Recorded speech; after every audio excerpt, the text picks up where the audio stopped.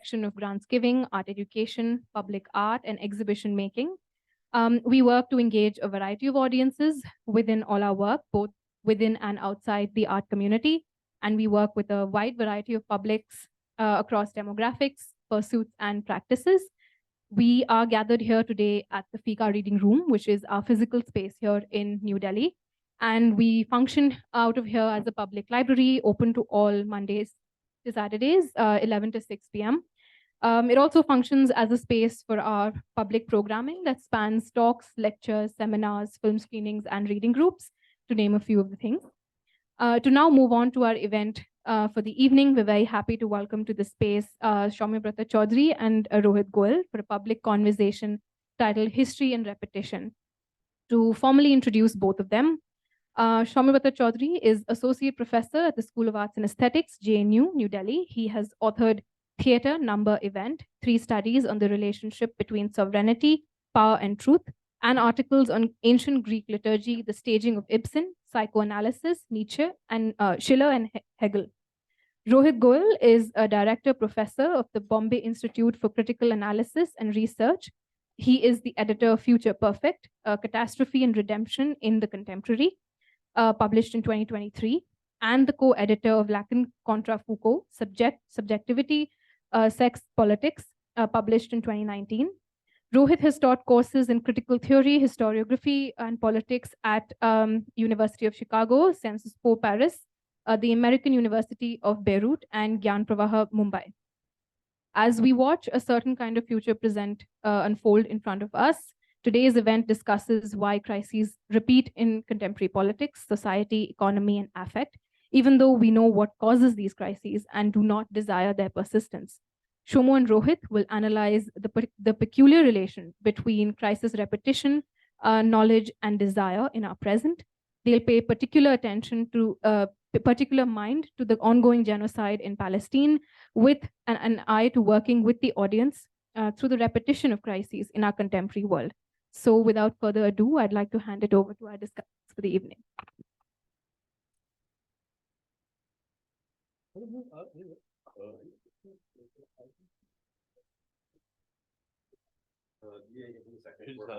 We're on Zoom. Okay. That's so I just sit here. Yeah. Right. Let me go. If you prefer the side, we just can't see our Zoom That's the audience, but somebody can, right? No, that's okay. Yeah. Okay. So thank you very much to all of you for coming, especially to my colleague Suvani Suri for the amount of work she's done to. You can't hear me? Oh, sorry. Yeah, you can hear me, or is it better? Okay. Okay, thank you all for coming. In what I've been told is the Delhi cold, but as a East Coaster from America by accident of birth, this is warm. I mean, like I was expecting, some serious cold. But thank you very much for coming tonight, and a perduringly difficult time. Thank you so much to Suvani, a colleague, for the work that you've done to put this together. Vidya and Anna, it's a pleasure to meet you tonight. Thank you so much for extending FICA's wonderful space to us for this conversation. Thank you, Judge, for the tech work. I'm a horrible Luddite, so it's great to have this secured, and I really appreciate that. And most of all, thank you, Shomo, for agreeing to do this conversation, a difficult but I think very important conversation. And I'm very much, I hate to say looking forward to it, but because of the nature of the conversation, but I appreciate very much being able to think through something like these times with a mind like yours. So thank you so much. Thanks. The way we've sort of decided to do this is I'm going to say something about, as Anna mentioned, about history, repetition, knowledge, desire, and crisis, right? For about 10 to 15 minutes. And then I'll pass it on to Shomu, who will also be addressing the topic and some other matters as well. And then we'd really like to, I think, what we're going to converse, and we'd love this to be as participatory as possible when we get to the sort of audience Q&A, or let's not even call it a Q&A, but more of a conversation, if that's okay with everyone. I think there are some seats still up here in case those in the back want to come and sit down. Okay. So let's start with what constitutes, I think, the global nexus, right, of the modern world, effectively. It's economically, it's capitalism, right? Politically, it's parliamentary democracy and the nation state, right? And then we have ethics and aesthetics, right? The ethics, the dominant or predominant ethics, am I audible? Is okay, yeah. The predominant ethics of modernity is a humanitarian ethics, one of compassion, of sentimentality, of feeling bad about suffering, right? And then we have aesthetics, right? Especially contemporary aesthetics. We're an institute of contemporary art, but contemporary aesthetics, which also addresses, I think, more and more intensely a representation of suffering, right? Now, where does the suffering come from, right? This sort of constant sort of need to cry, to be compassionate ethically, and this need to represent suffering, this desire, I think, to represent suffering, to make sure that we never forget, right? Again, right? It comes from a structure of repetition of crises in economy, in capital, and a structure of repetition of crises in politics, in the liberal democratic nation state. Now, what do I mean by structure of repetition of crisis? In capital, right? It used to be 60-year-long waves. Kondratiev waves is the sort of economic term for this, where you basically have a period of growth, economic growth, sort of increasing prosperity, right? Prosperity, I'm putting these in scare quotes because prosperity is tethered to the measure of prosperity in capitalism is the accumulation of profit, right? Now, that's questionable definition of prosperity. I would like to question it, but that is the definition of prosperity, is the accumulation of capital, right? The accumulation of profit. Right? So you have an expansion. You have in the domain of economy, of capitalist economy, an expansion, right, of industry and the accumulation of profit. Now that runs out, right? That eventually runs out. It used to be, again, economists would designate 60-year waves, as I mentioned, Kondratiev waves, where after sort of 60 years, right, when the entire market is saturated by a particular industry, you're going to have recession, right? So this is crisis that is inherent or endemic to capital itself. You can only have growth if there's going to be a moment of crisis or failure. Right, so failure is built into growth, logically, right? In the capitalist understanding of economy, right? Or the capitalist logic of economy. So you have recession, you have a bust, you have booms and you have busts, you have booms and you have busts, right? With regards to the nation state, and that's necessary. Again, you can't just keep booming in capital. Right? Why can't you keep booming in capital, right? Prosperity, the perpetual accumulation of profit, right, or the accumulation of profit is the result of a particular nation state or a particular businessman or capitalist, right, getting ahead, technologically innovating and getting ahead in industry at a large scale, at a global scale, right, these days. Eventually, the secret of how that person got ahead, right, gets out, and everyone starts to adapt or adopt the technology, the dominant technology that was allowing for that profit to grow. And then you have collapse, you have bust. So there's a relation between innovation, right? There's a necessary relationship between innovation and this crisis repetition. The more you innovate in capital, for the sake of accumulating or making more profits, the more you're going to fail, or you need to fail. Right? So there's something very different about this notion of innovation in capital, technical innovation, and what we could call creation, which is, I think, artistic creation or philosophical creation, human creation, etc. Innovation is tethered, it's held hostage to the logic of profit accumulation in capital. So that's a structure that has not changed since the emergence of capital, I would say, in the late 15th century Italian city-states up until today.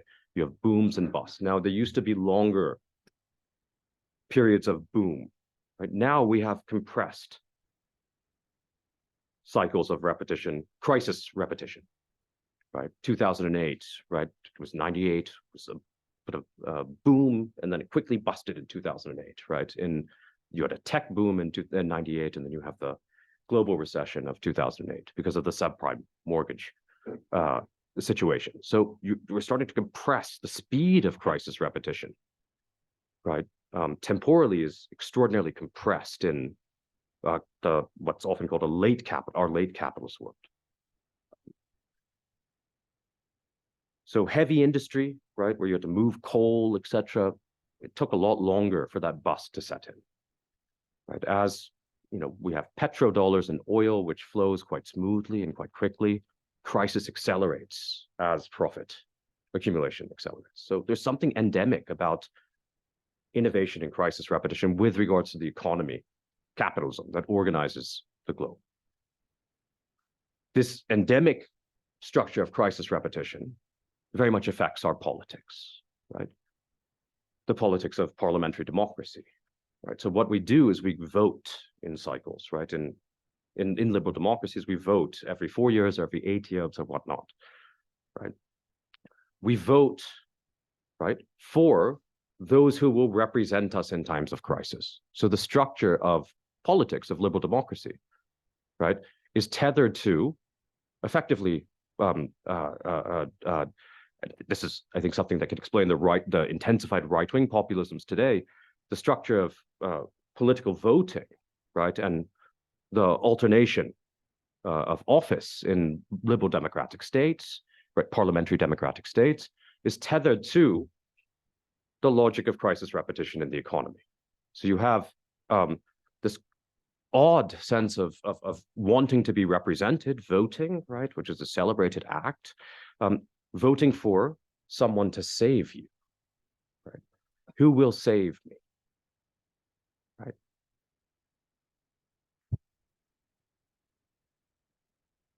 Ethics and aesthetics have responded to these endemic crisis repetitions, both in our economy and global economy, as well as in our politics, in our parliamentary democratic nation state form of political community that dominates the globe. The ethical, humanitarian, liberal, rights-based ethical responses to it's always after the fact, right? It's after the crisis occurs, we cry, right? We say it's premised on a rescue of bodies, not creating the conditions of possibility for those bodies not to be injured in the first place. Right. Now, sadly, I think the crisis of contemporary art and contemporary aesthetics, right, if we can call it that, right, is that it's married to the humanitarian ethical model of too late, coming too late, representing suffering after it occurs, as opposed to creating the conditions of possibility for suffering to not occur in the first place. Or we could call that a condition of impossibility, to make, as Kant puts it in his work on towards a very ironic piece, but towards a perpetual peace, right? Making crisis impossible. How do we create to make crisis impossible, right? Rather than create after the fact, to represent crisis as though that knowledge of the fact that a crisis has happened, suffering has happened, people have been economically devastated, they've been slaughtered in wars, et cetera, et cetera. What would it look like to generate an ethics and aesthetics that is not about representing those people after the fact, or the environment, or the Anthropocene is everywhere in contemporary arts and aesthetics and philosophy, continental philosophy. How do we create an aesthetics of philosophy that is about making suffering impossible in the first place?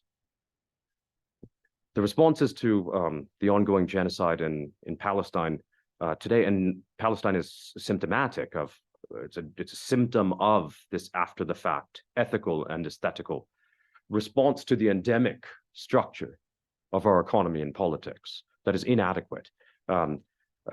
Palestine is a symptom of I think, a global symptom of the fact that this can't work. And this ethics and this after the fact, post facto ethics and aesthetics that we see everywhere, that it can't work. We have to, and in fact, I would want to make the argument that it's actually quite conservative, right? The more there's a proportional relationship between the amount of crying we do, the amount of protest we do, the amount of art we make to represent the endemic injured of capital and liberal democratic politics.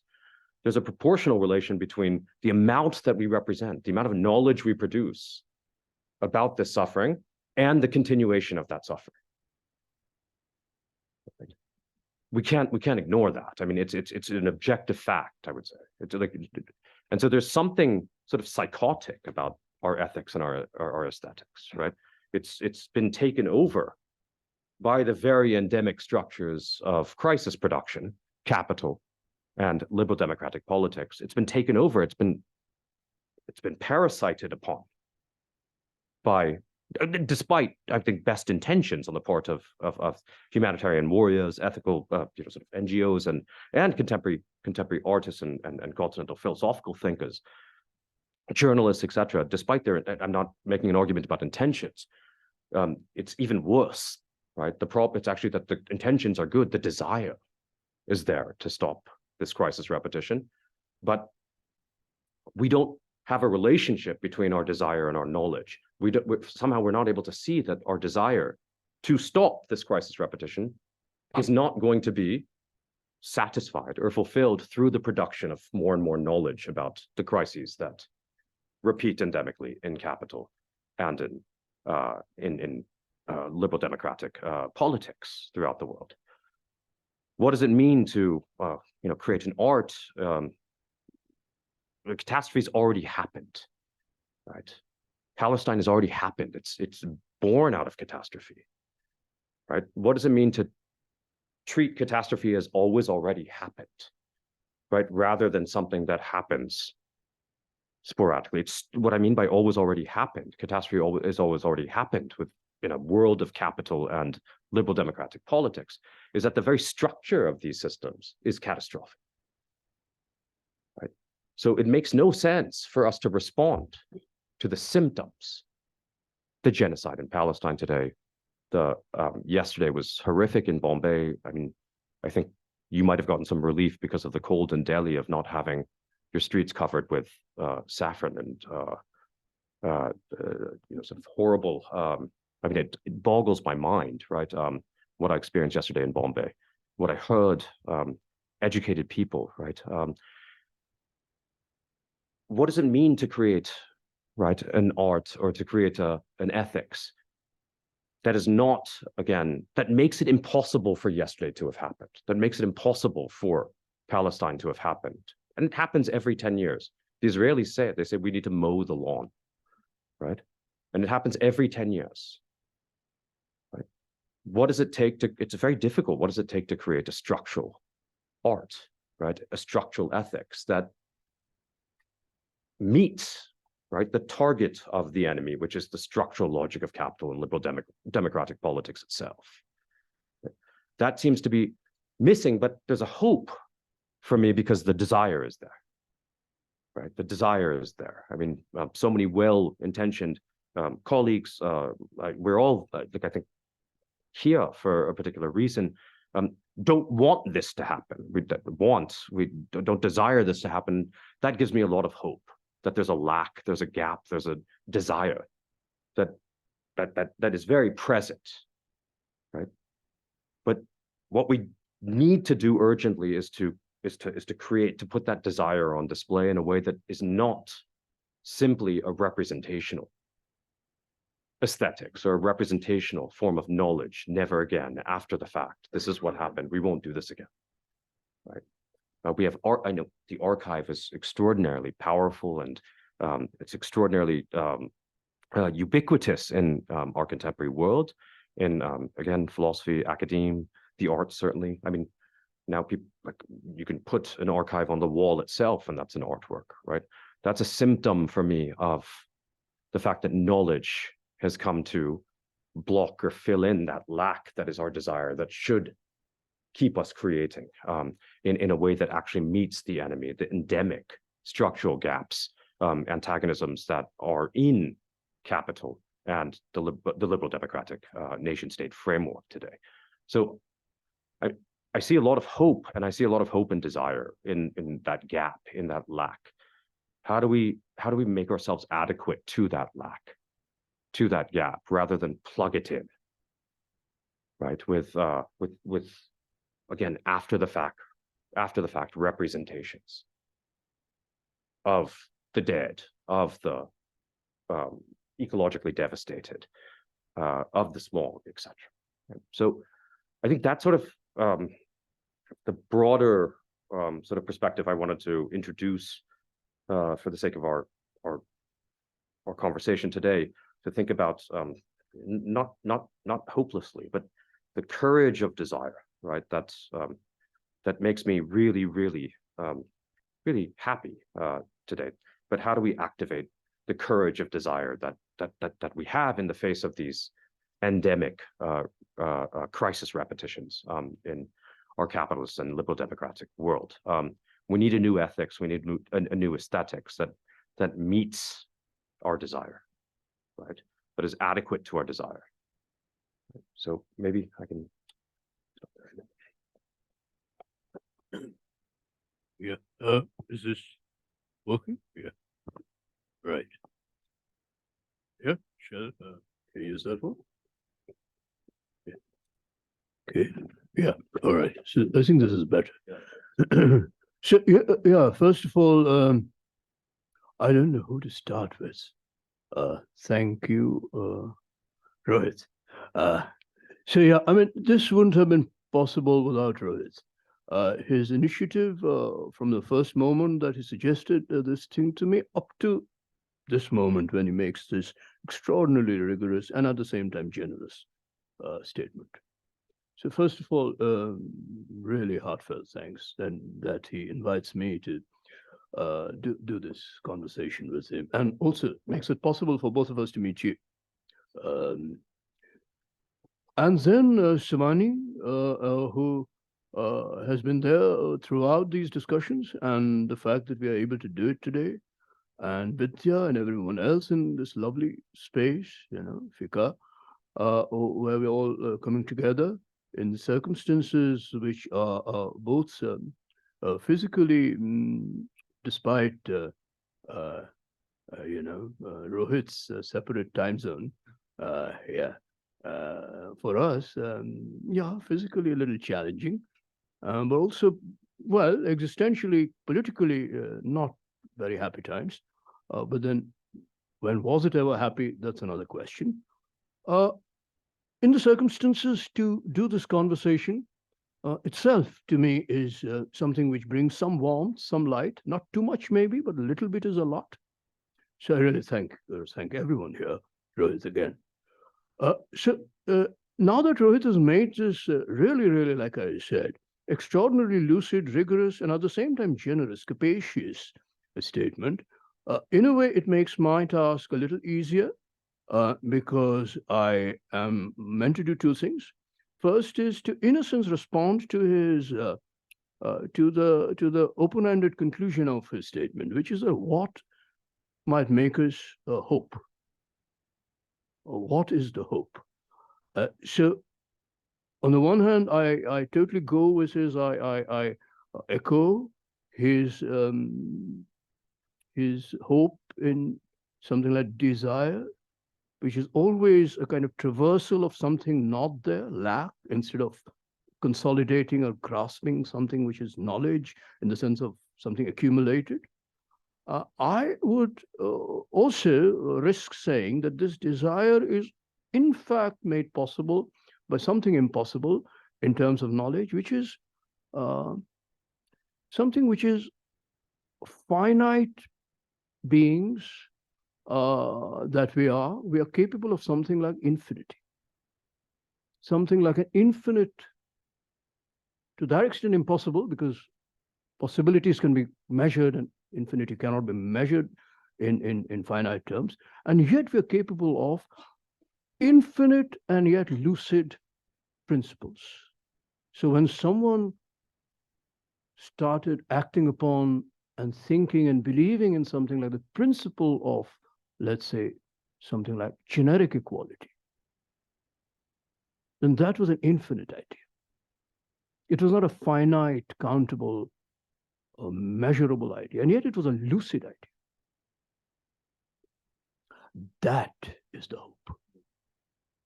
That, to me, is indestructible. And yet I agree with Rohit that even that has to be created all over again. In that sense, it is not about reading books. Because after all, if I say equality, you can show me 10,000 great books on equality. And yet what I would be doing at the very most is to do a sort of attentive philology of those books. What I would not be doing is thinking from within my infinite gamble on that idea. What I would not be doing is speaking in my own voice. When my voice is not at all a voice which is sui generis, which is not born from itself. It is indeed nothing but tongues, citations, and yet to be able to do it for the first time. Think an infinite idea. In that sense, think equality for the first time. That is the hope. Having said that, I will go back to the initial premise and and that's in the topic for today's conversation, which is crisis, the theme of today's conversation, crisis. But I would like us to that extent not think along the horizon of infinity, because that's still on a horizon, it's a visual metaphor, but actually break that horizon. And to that extent, gamble or wager on the possibility of infinite, impossible principles, ideas. But to go back to the theme of something like crisis, I mean, just as a matter of,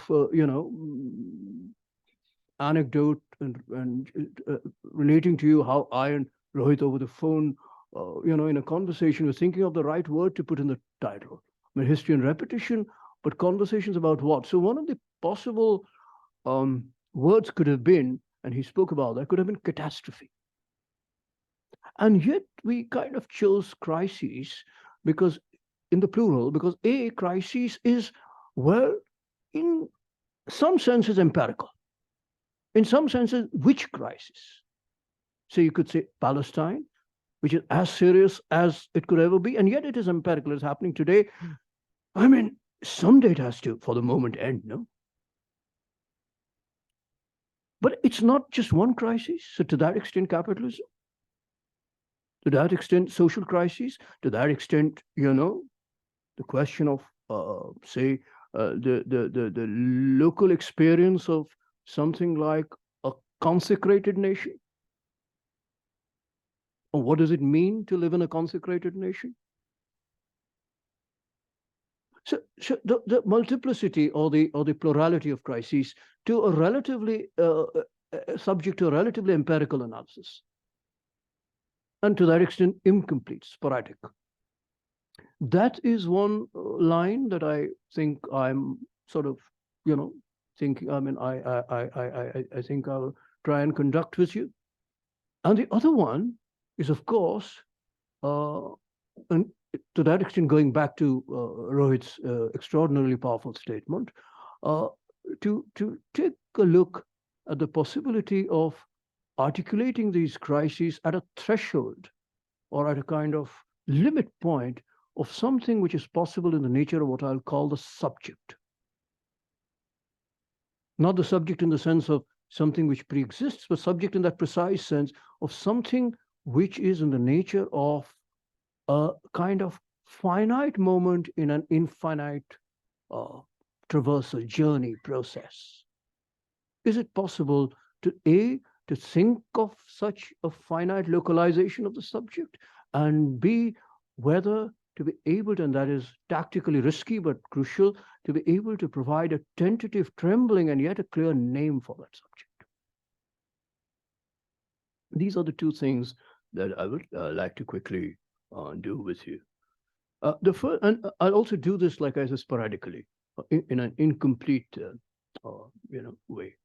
So, first of all, the question of something like crises. Yesterday, when I was looking at the mainstream, I and Savani were having this conversation in the car while we were coming to FICA.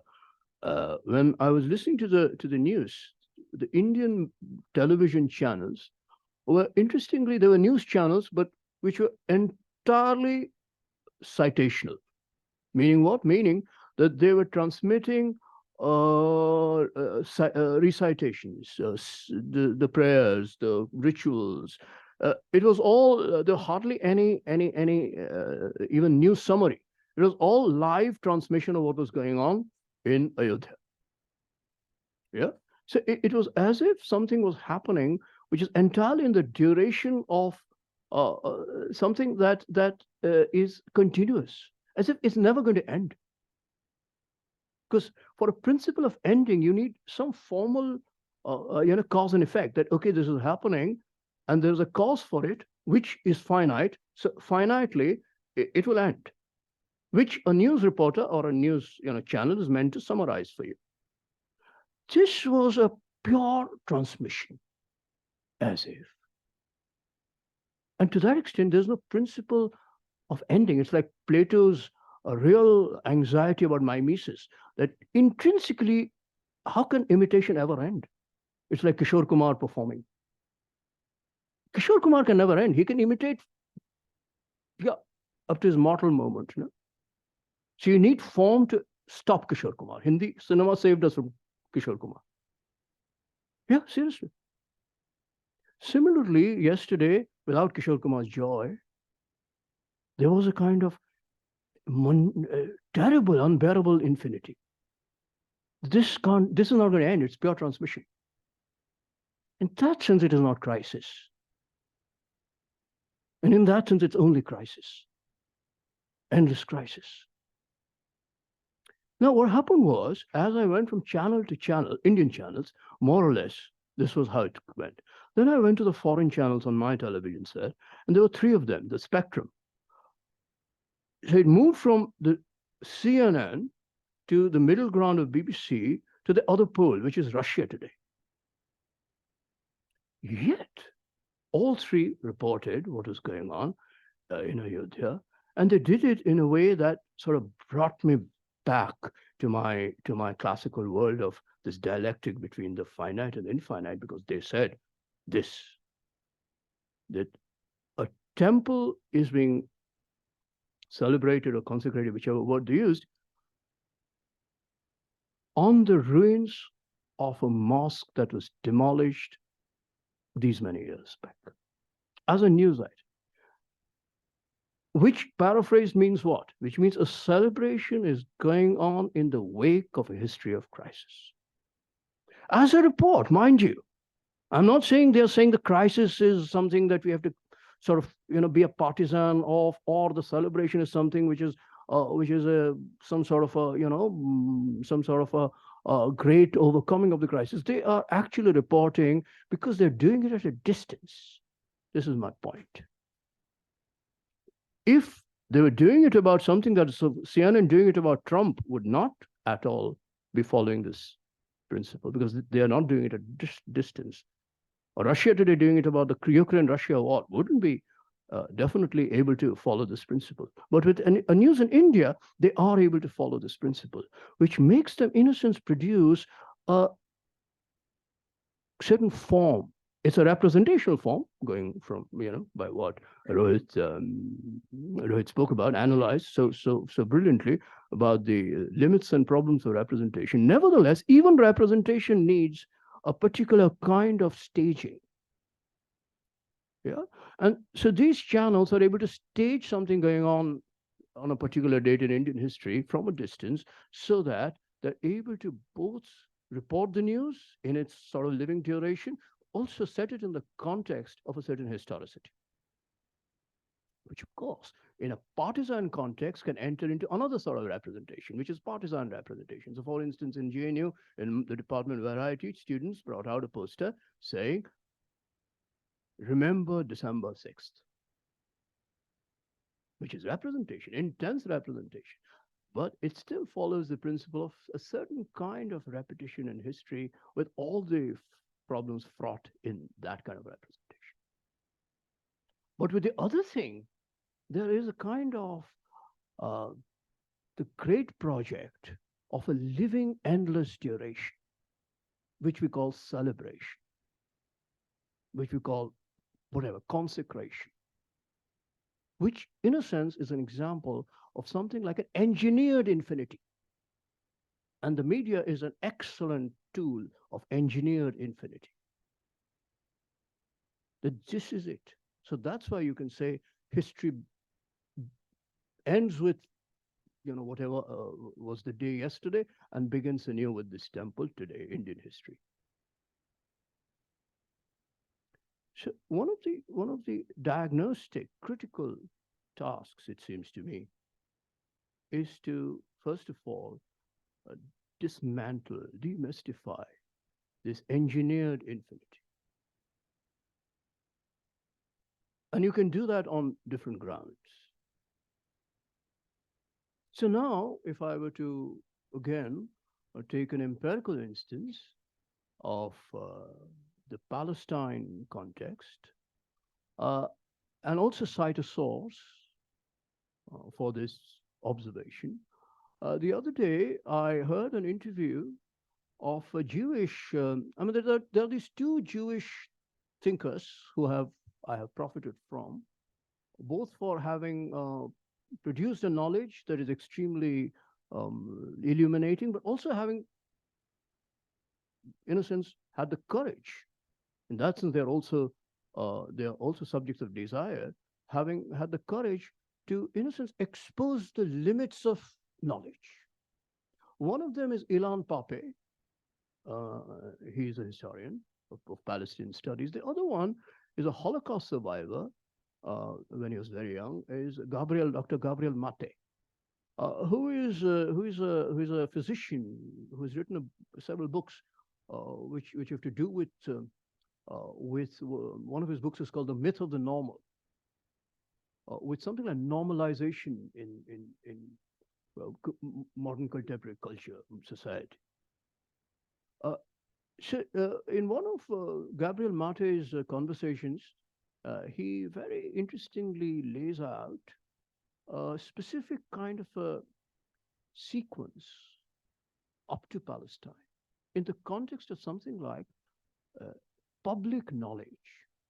He himself is a Holocaust survivor, and he says that it is possible, in fact, he thinks that in the Nazi period, while a large number of Germans were indeed anti-Semites, and their beliefs are deeply anti-Semitic, they actually might not have known about what the Nazis were doing, the Nazi party and the SS and all of them were doing, Hitler's people were doing in Treblinka, in Auschwitz. At least not to the full extent that we know now. In that sense, society was a peculiar kind of a mix between something which was a strong belief, which is anti-Semitic, majoritarian, fascistic, but at the same time, in terms of something like a certain kind of arrangement of facts and norms, there are zones of lucidity and great swathes of obscurity. So people, in that sense, are going by very unequal conditions of access to information at that time, which does not mean counterfactually that if they knew, they would oppose the Holocaust. Uh, that is not what one is saying. But what one is saying is that their anti-Semitic beliefs, in that sense, were strongly uh,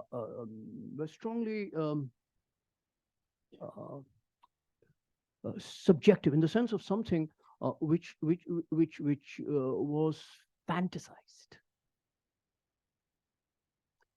With Vietnam, this becomes a little more complicated. With Vietnam, there is a greater sense of global knowledge about, for instance, the two blocs, the Soviet and the American, about two ideological pictures, world pictures, the communist and the capitalist.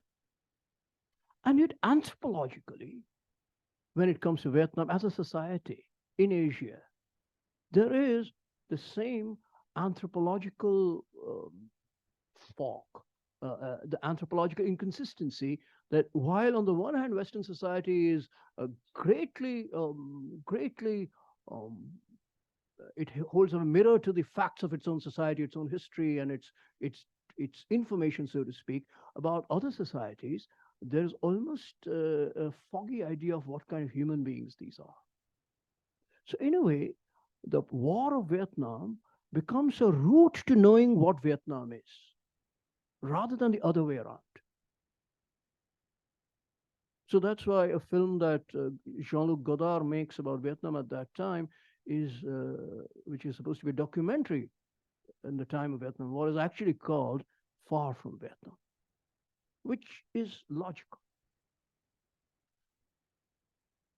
We must also remember in this context, though Gabriel Maté does not mention any of these, these things, but we could also keep in mind that the American project till even 1970s, the project of something like importing democracy, or started with Latin America, which is to through CIA. In the 70s, there was a policy about CIA not explicitly doing this anymore. Till then, it was an open policy that CIA would undertake these projects of doing coups in countries so that a type of democracy is brought in. Now, this was not just done on the grounds that democracy as a political system of representation is the most adequate form of political organization or constitution. It was also more fundamentally done on anthropological grounds, that these societies they actually cannot be made democratic because they still do not have a threshold of democratic humanity. So in a way, America brings in or imports a kind of what French Revolution thinking, Abbé has called constituent thinking. So Americans are the constituents of democracy. They bring it into, say, non-American societies, beginning with Latin America, South America, such that with time, there'll be a kind of democratic civilizing process. So it was explicitly anthropological, in that sense, based on something like clear racial inequality and so on and so forth. Clearly, this was also called the Monroe Doctrine. Now, Gabriel Maté points out that this wouldn't really be the case with what is going on in Palestine. Because on both counts, on the count of something like information, we are not in this kind of a alternation between fog and light when it comes to what is going on in Gaza. Though, of course, even there, with all our tools of knowing, information, all that, there is fog. There is great amounts of asymmetry. For instance, the beginning part of the war after 7th October, what happened was hardly anyone was reporting from Gaza. They were all reporting from Israel.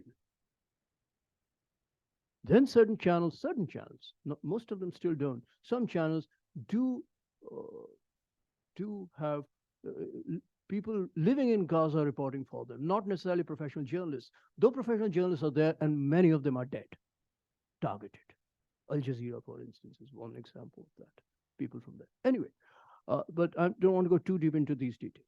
Point is that, nevertheless, the amount of real life instant information that we have is something quite.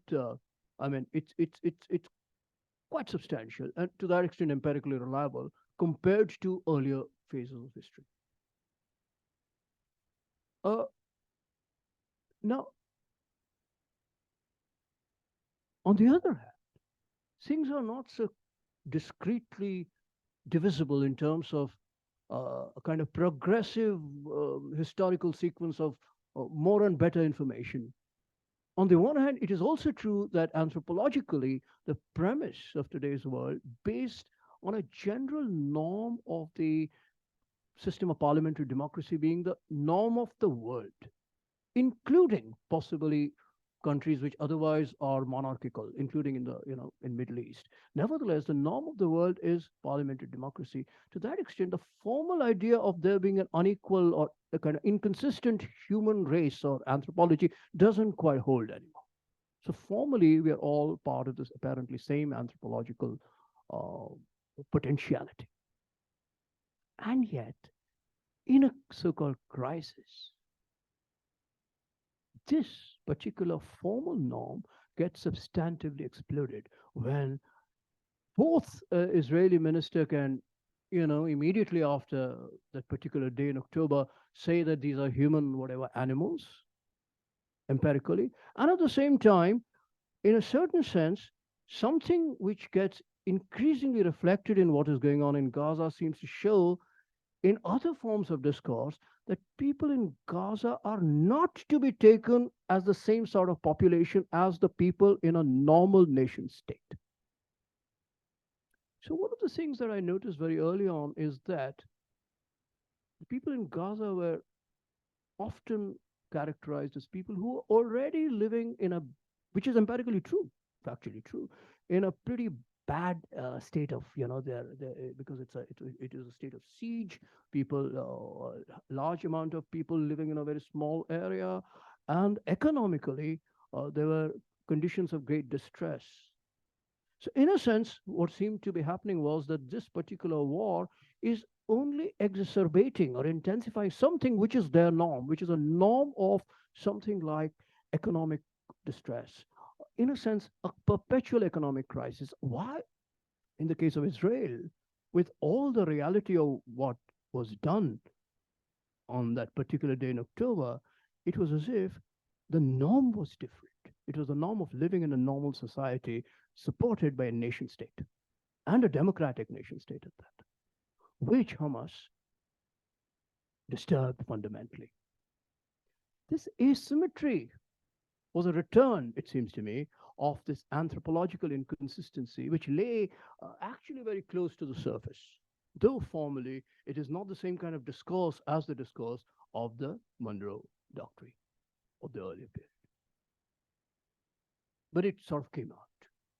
So one of the characteristics of crisis then is also its exposure of contradictions. That is, exposes contradictions.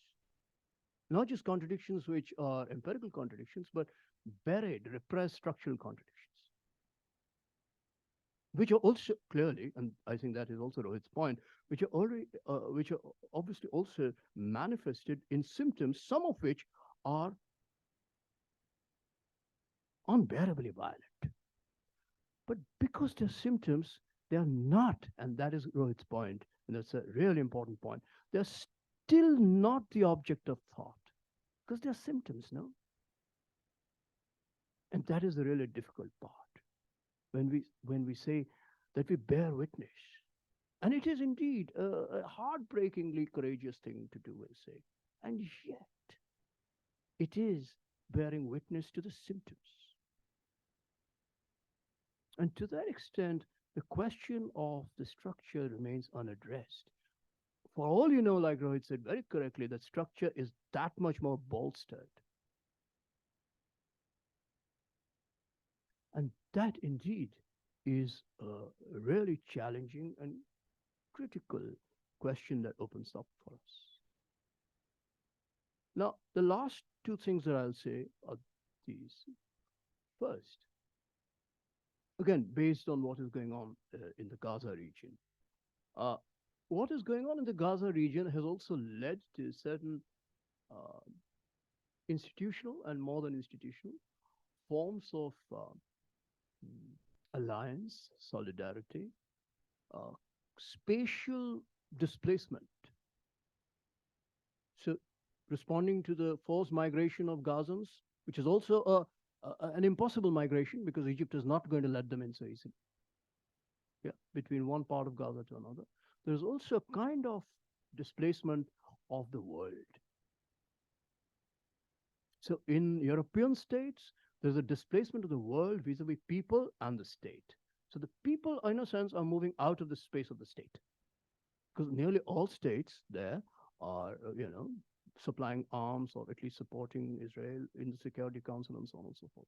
But people are coming out, and even while they're doing it indeed within the system of representation and after the fact mostly, nevertheless, what is challenging there is that they're doing it in a somewhat strange sense of they're addressing the state, but their articulation in that sense, their desire is almost as if instead of the state, they see a hollow space, a lack, a kind of indifference there. Now, I read a Nigerian political thinker who said something very interesting. He said that that weakness, the strength of these movements, and he's of course talking in the context of South Africa, because South Africa brought that case before ICJ. He's saying the strength of these movements are indeed they're coming together on a world scale beyond nation states. But the weakness is that this doesn't get translated into what is necessary, which is votes, so that governments change. It seems to me that the two cannot be quite separated so easily. It is precisely, it seems to me, that a certain indifference to the space of representation that leads this desire to partly come onto the streets, partly also fall back into old modes of representation and so on. To that extent, it doesn't seamlessly translate into what we call in sociological terms, citizen subject, who then goes out to vote and does the right thing. It doesn't quite translate into that. So it seems to me that it is thinkable and logical that a part of a lot of people who come out to protest in support of what is going on, or the cause of Palestine and so on and so forth, do not vote. Because there is at some level a certain indifference to the state, maybe also born from disillusionment, quite possibly. But whatever it is a real, in a sense, a crisis within the crisis.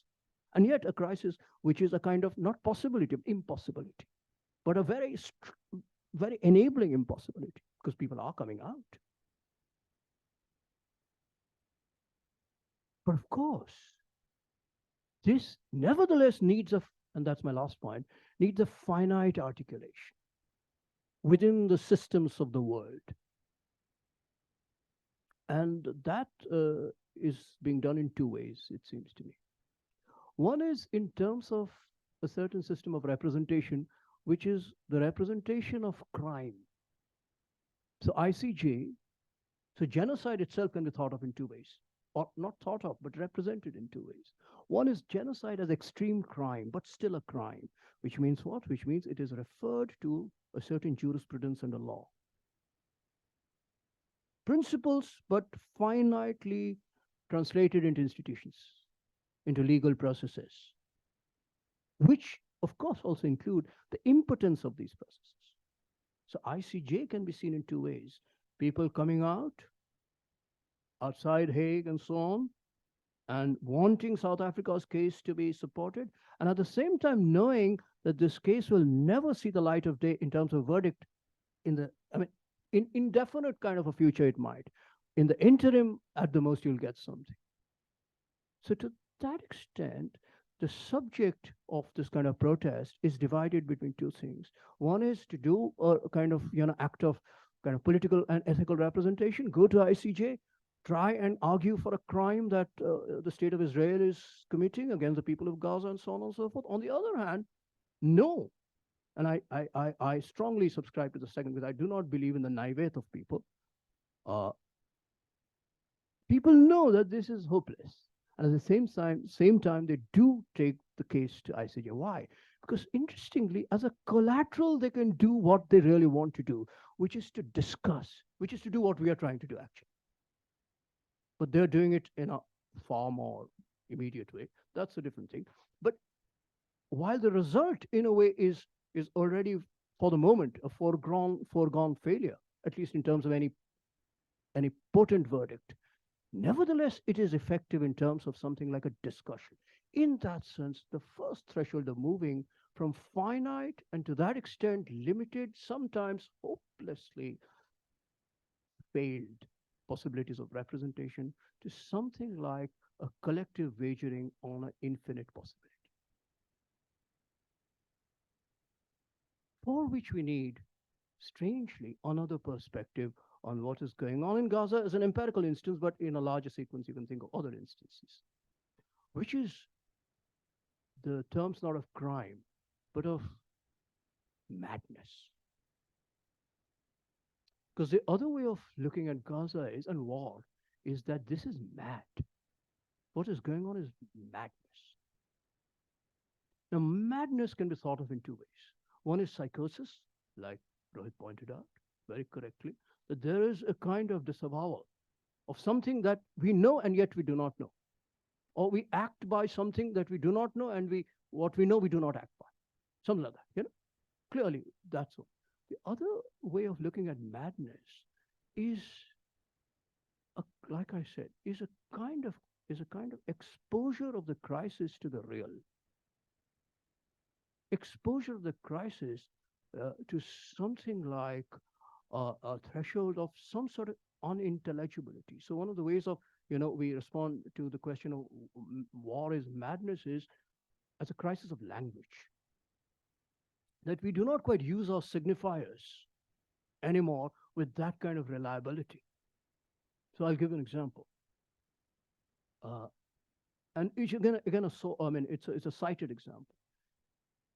Again, another war at a distance from Gaza, but in the same period, Ukraine and Russia, while the war started, psychoanalysts from Ukraine and Russia entered into a kind of virtual on the net, a kind of discussion or kind of virtual conference on on how to traverse the crisis, and both individually but also clinically, because they're psychoanalysts with their patients, both in Russia and in Ukraine.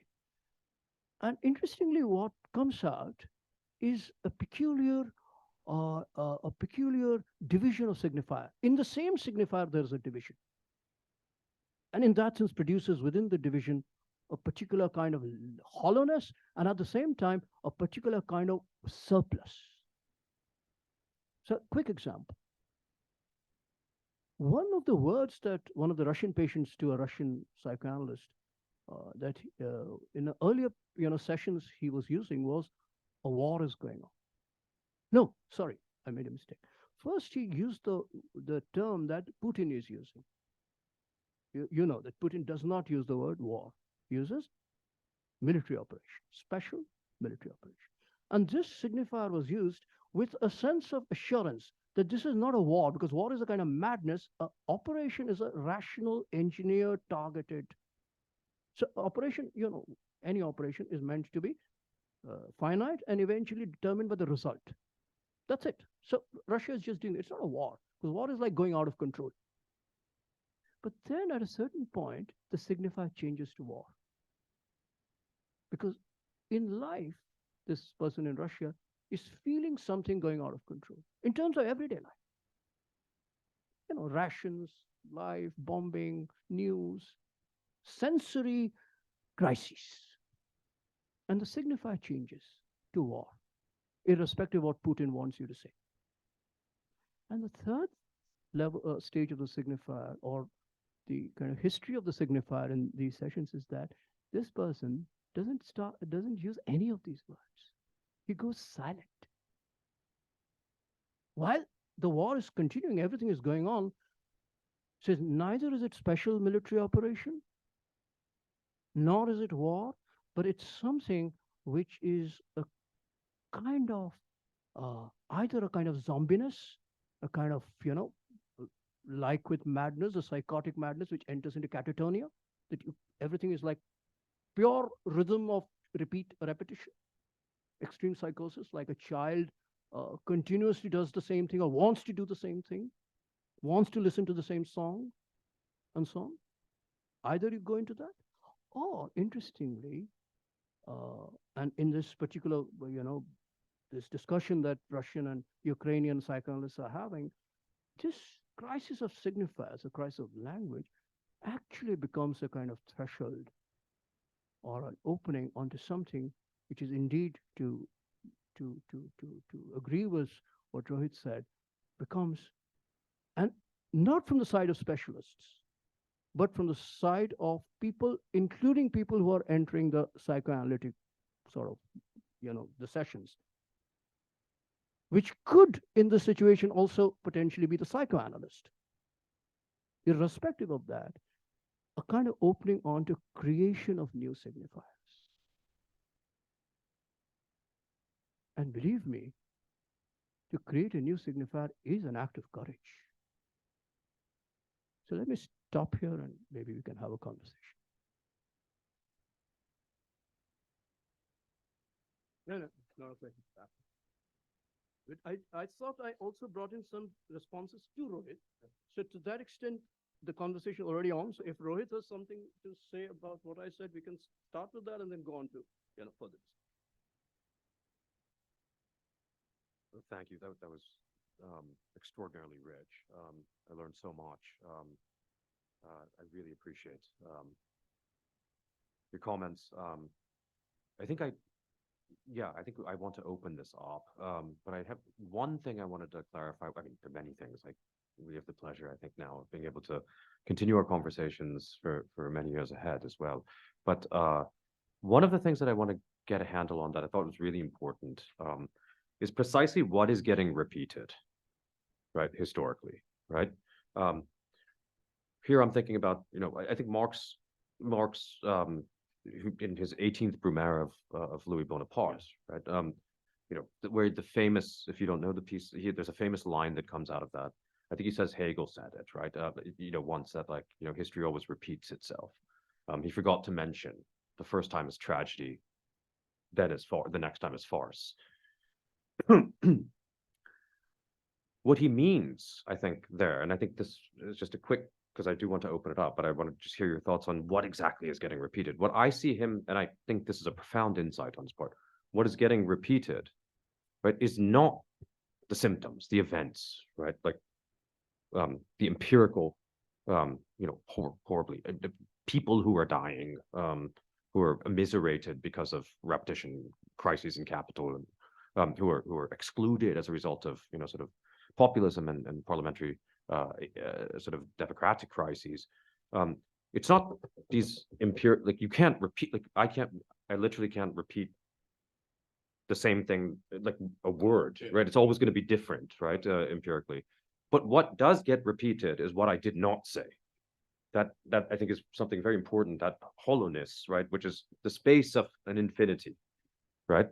That's what gets repeated. So the whole of a structure around which the signifiers of that structure run, right? That whole, it's almost like that's desire, what we have to subjectifies.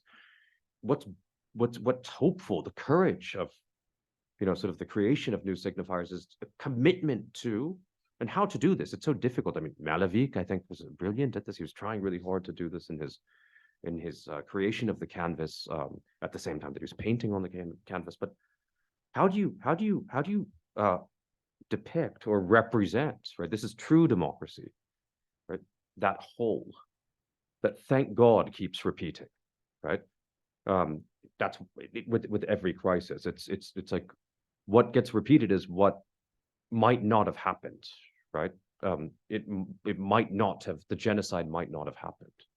That accompanies the very happening of the genocide, right? So if and that is something that I think I was calling desire, and you, I think, very nicely sort of wanted to introduce the notion of the subject, which is what we need to do there, and with regards to impossibility and infinity. But that infinity, that impossibility, is precisely what gets hijacked by the logic of capital, right? It loves the fact that there's a hole there, right? Right.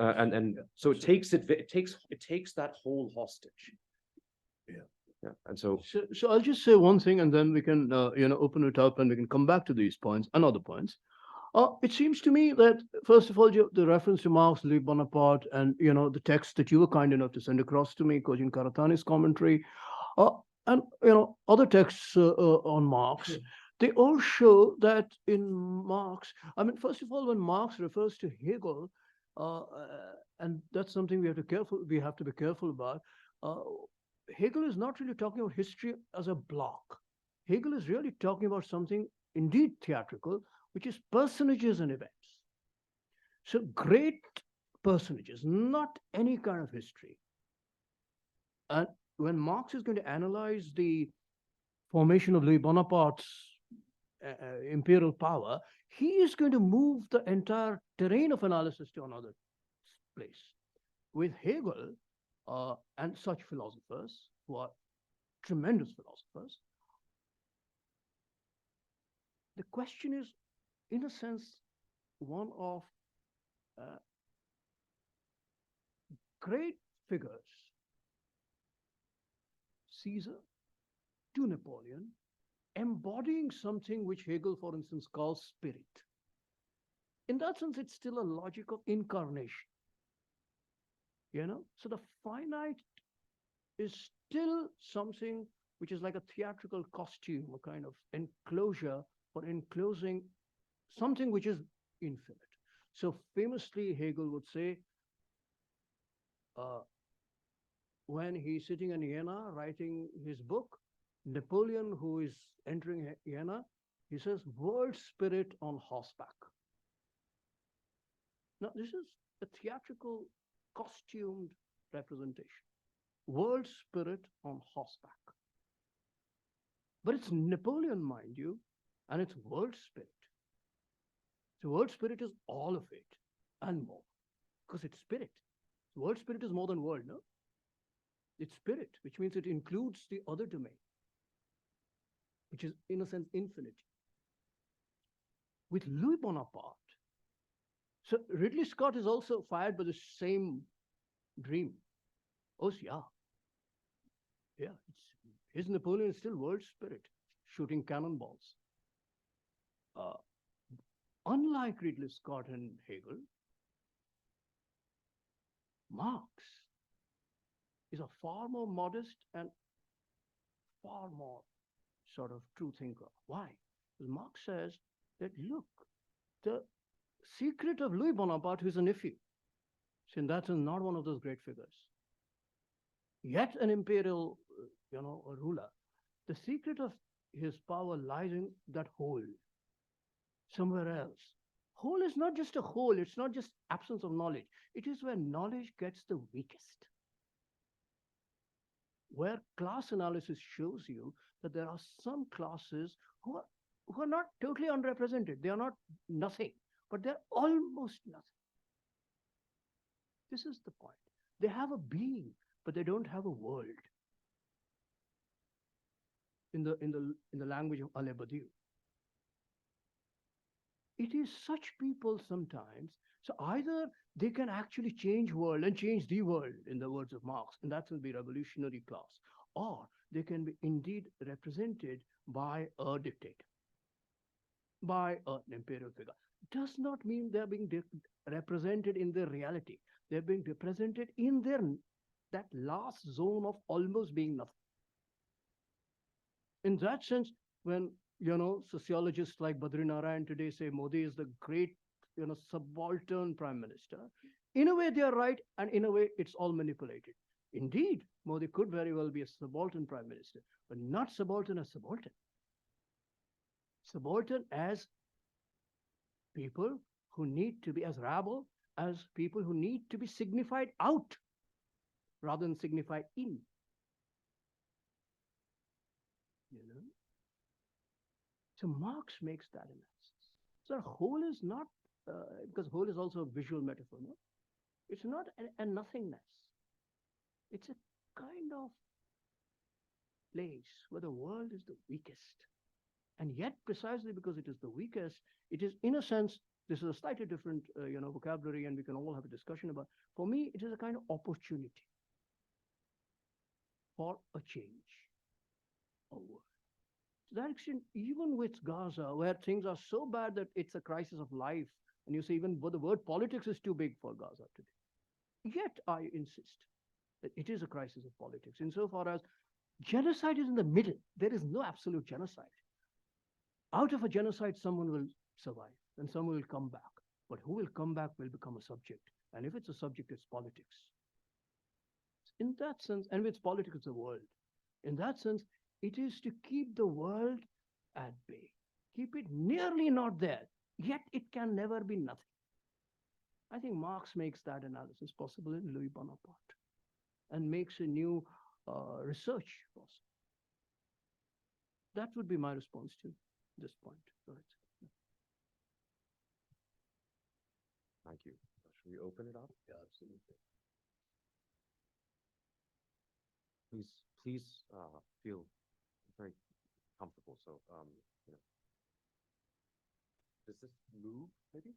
Or can I give this?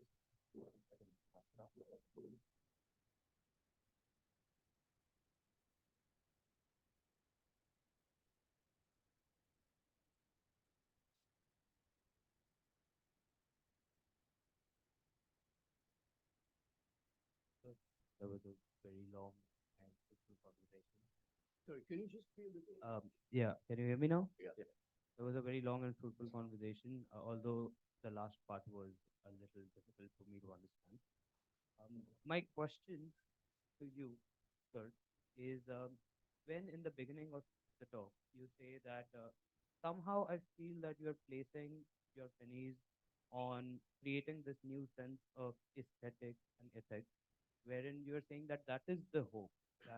Whereas towards the end, the conversation moved towards some kind of a structural hope, wherein you're saying that um, the present ethic is some sort of an ahistoric retrospective aesthetic, and on the other hand, um, the hope is being placed on a structural change.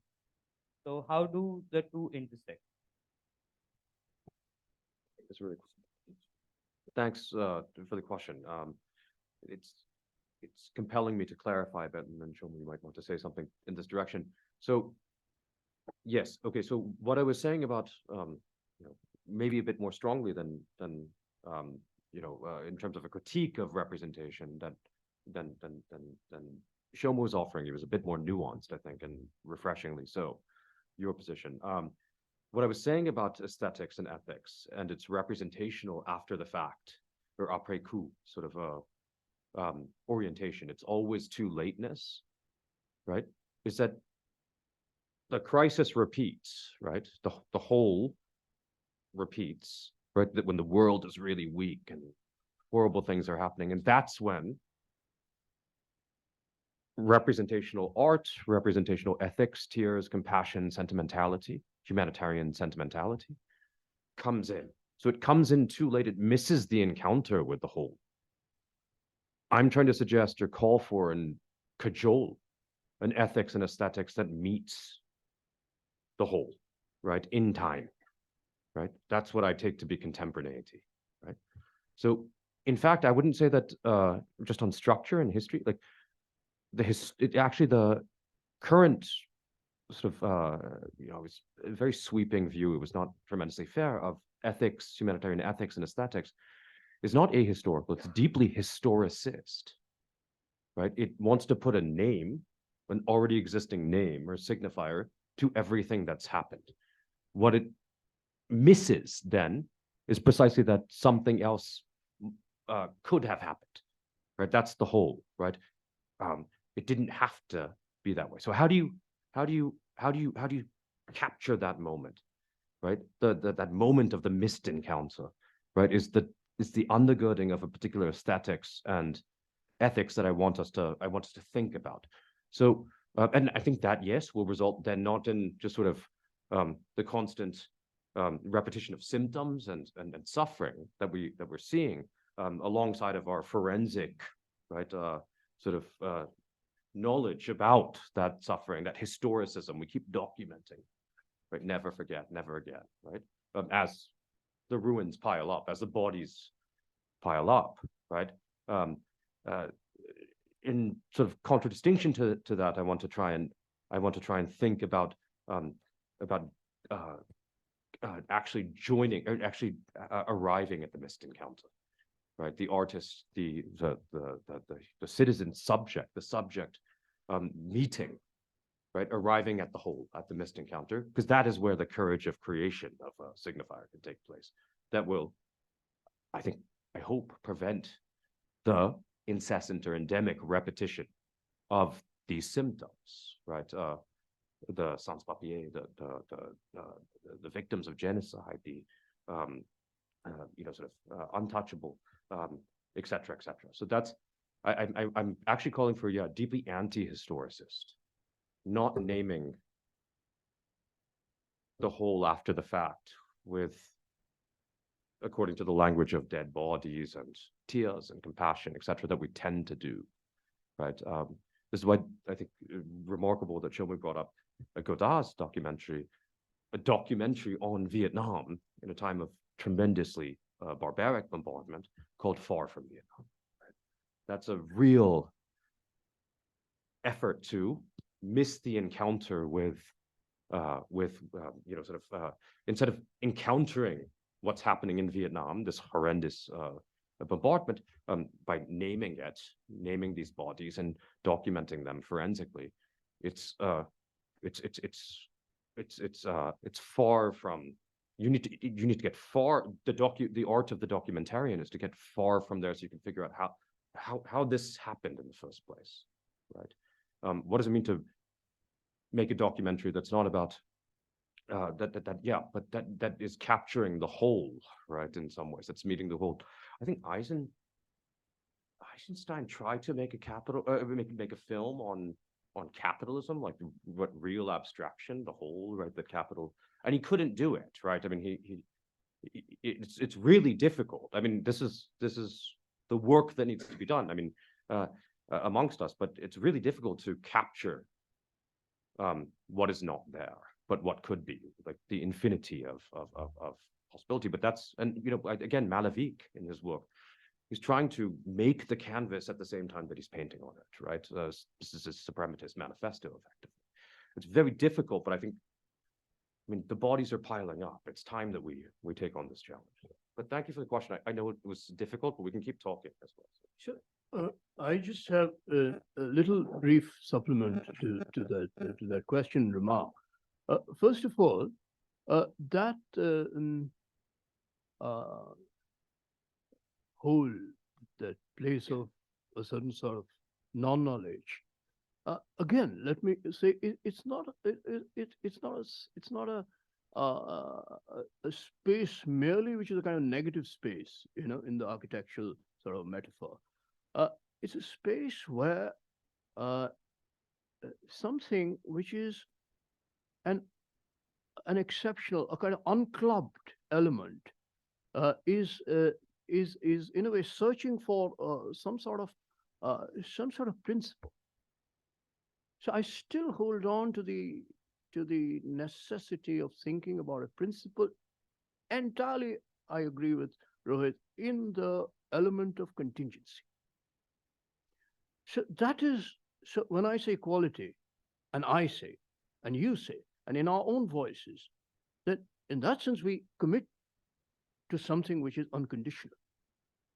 But we do it in a real crisis of inequality, something unbearable, which is always predicative. which is always with respect to a measure of inequality, economic or social or something else, gender. It is specific. And yet, it seems to me that when you commit to the principle of equality, then you, as a principle, do it without forget trying to show its, forget trying to demonstrate it. In fact, you do it affirmatively and axiomatically.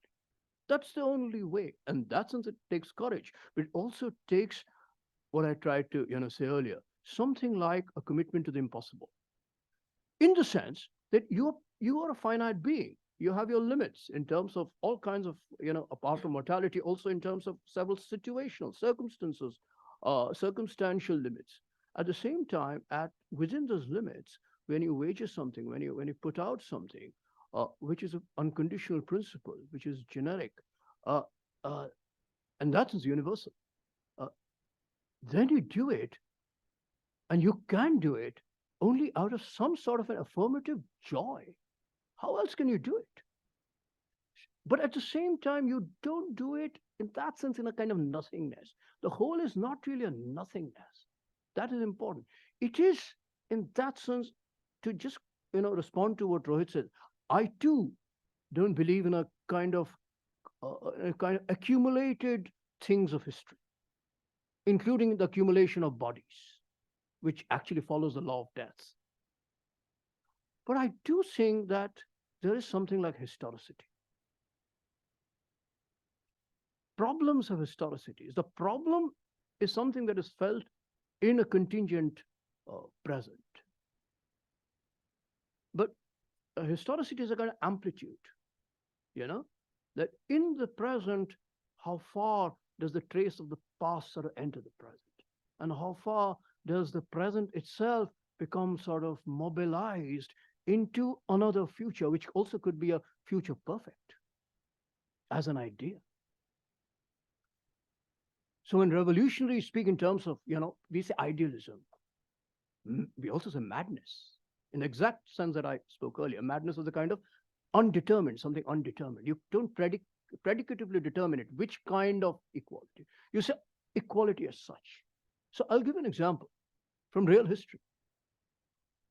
In real history, in Europe, when women fought for the right to vote, franchise, it was one of the bloodiest struggles, both in terms of their being physically repressed by the state, but also being psychiatrized, in terms of being hysteric, when they're fighting in the 19th century up to the early 20th century for voting rights.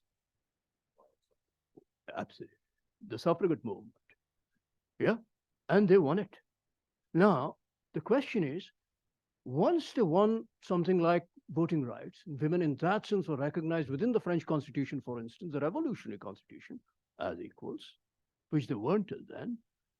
Does that mean women were not equal before that? That would be absurd. No. If women can be thought to be equal today, then they were always equal. And yet they were not.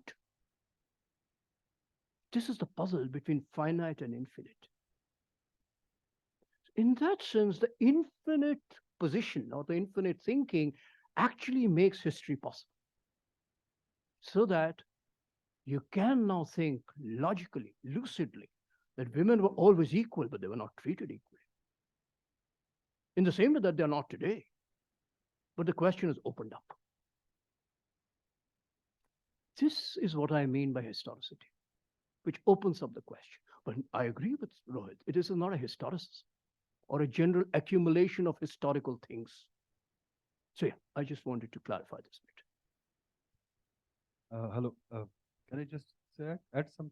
Yeah, sure. So, no, it's a very wonderful, lucid, and quite complicated discussion and presentation. The topics which we are dealing, capitalism, history, and war, and all those things, they're quite complicated. And the interesting part of it is that we have so many doors to enter. So that's why there are so many books written on these topics. We all know about that. One of the to open up this is that we go to, for example, climate crisis. Right. So So it doesn't happen just yesterday. And we are all complicit in that. So it's not between us and them. It's something, moving like that. The other dimension is what this Greek politician Yanis talks about, cloud capital. Now, how it is the cloud capital, how the data is manipulated by China and America through these cables and all those things. A wonderful book is written about that. The other dimensions, for example, when we talk about Marx, for example. So Marx in his book, Capitalism and Schizophrenia, 1972 book, you might have read because that isn't good. there isn't. Yeah, Andy. So now how he actually,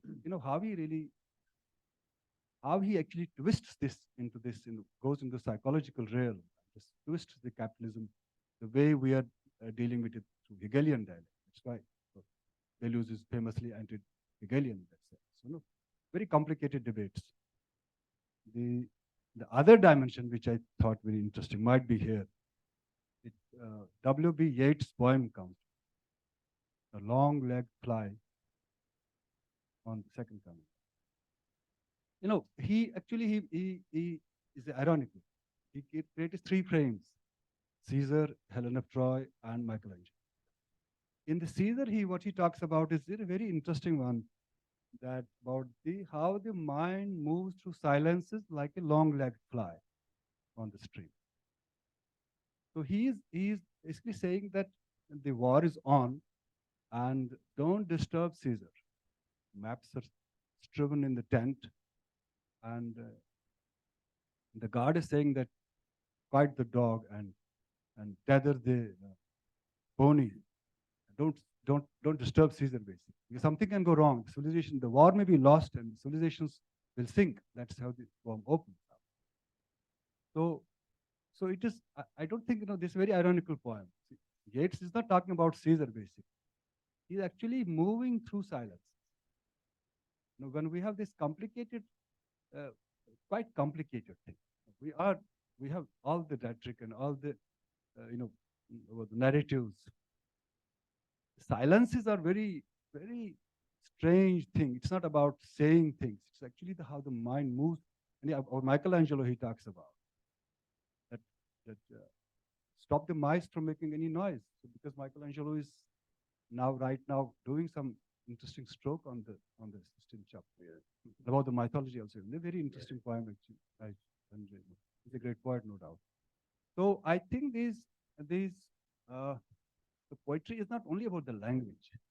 It's like that difference between the prose and the poetry, because we're somehow our entanglements in this artistic or aesthetic, what you say. It's not only about that, how much we articulate, how much we agree that we cannot articulate this. There are silences, and those silences might be because we are actually complicit in all the, because the debate is basically about at a global level. And we are nowhere free from that. Climate crisis, how the wars have happened, and floods and droughts, and so much has happened.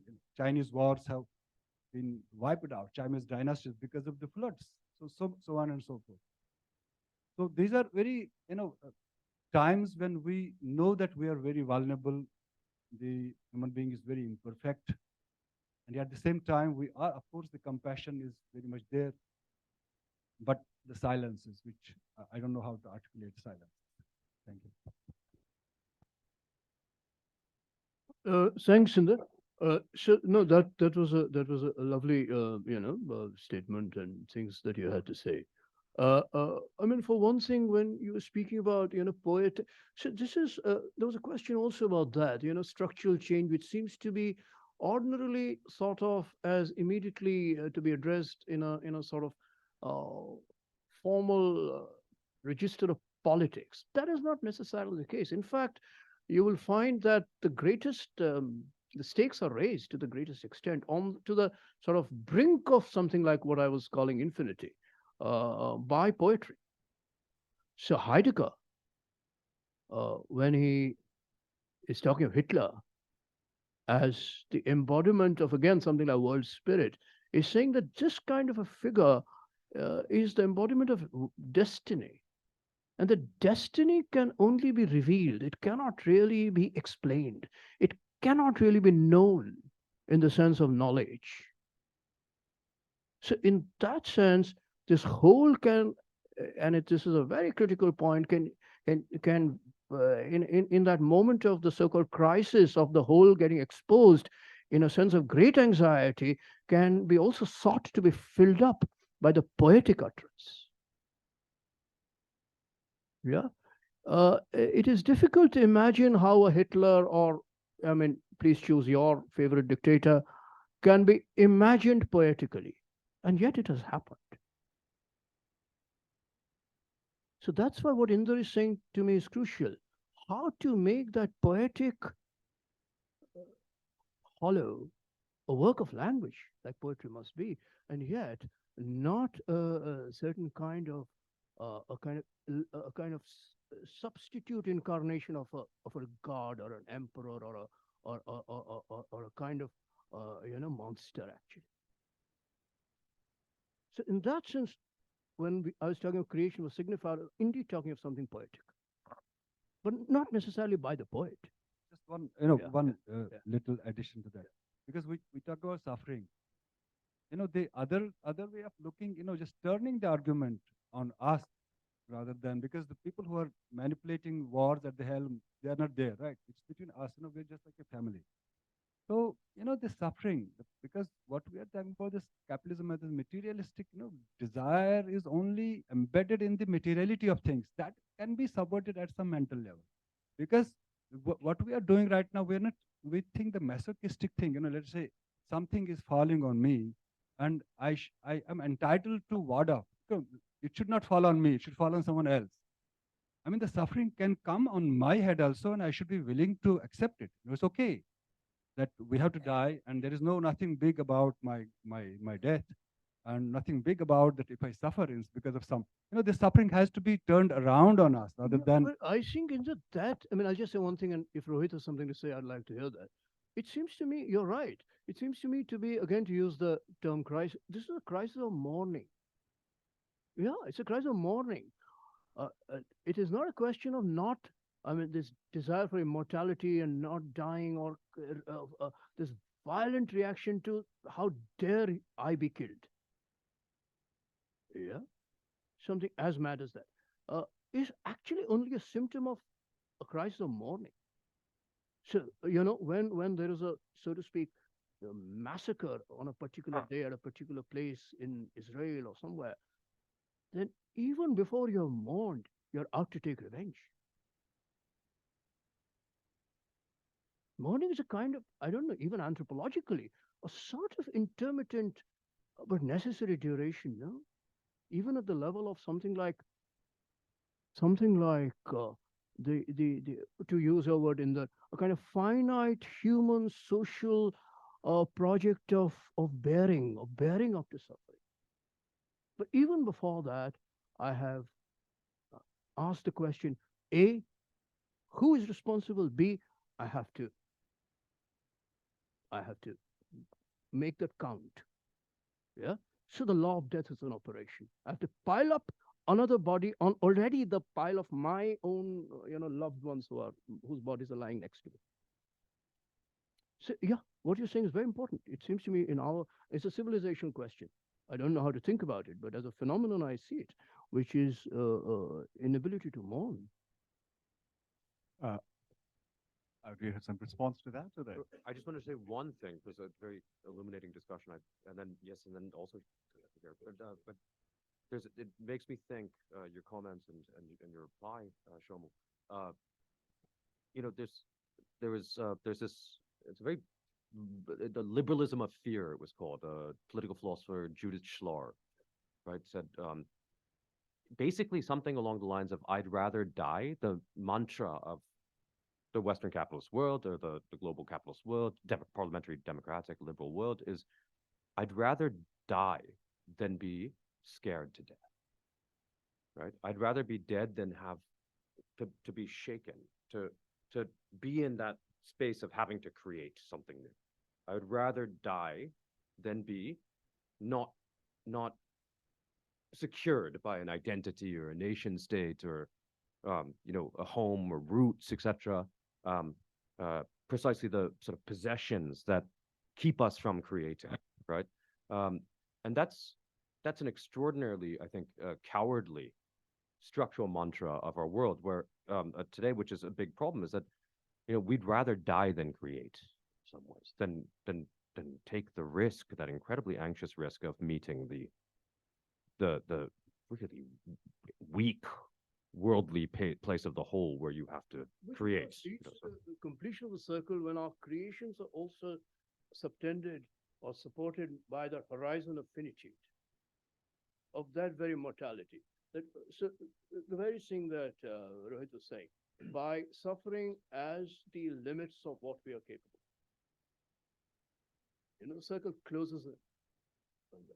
Exactly, and yeah, and so that I like that, and that's and it's it's suffering. I think a courage to suffering, right, is precisely the suffering.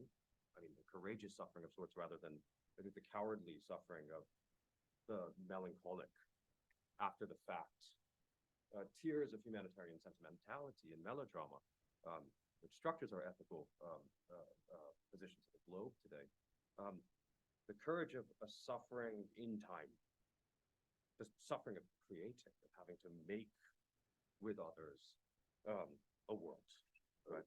That's Again, that's a different topic. I think we will ask the others to speak, because we can't go on forever and ever. Bad infinity.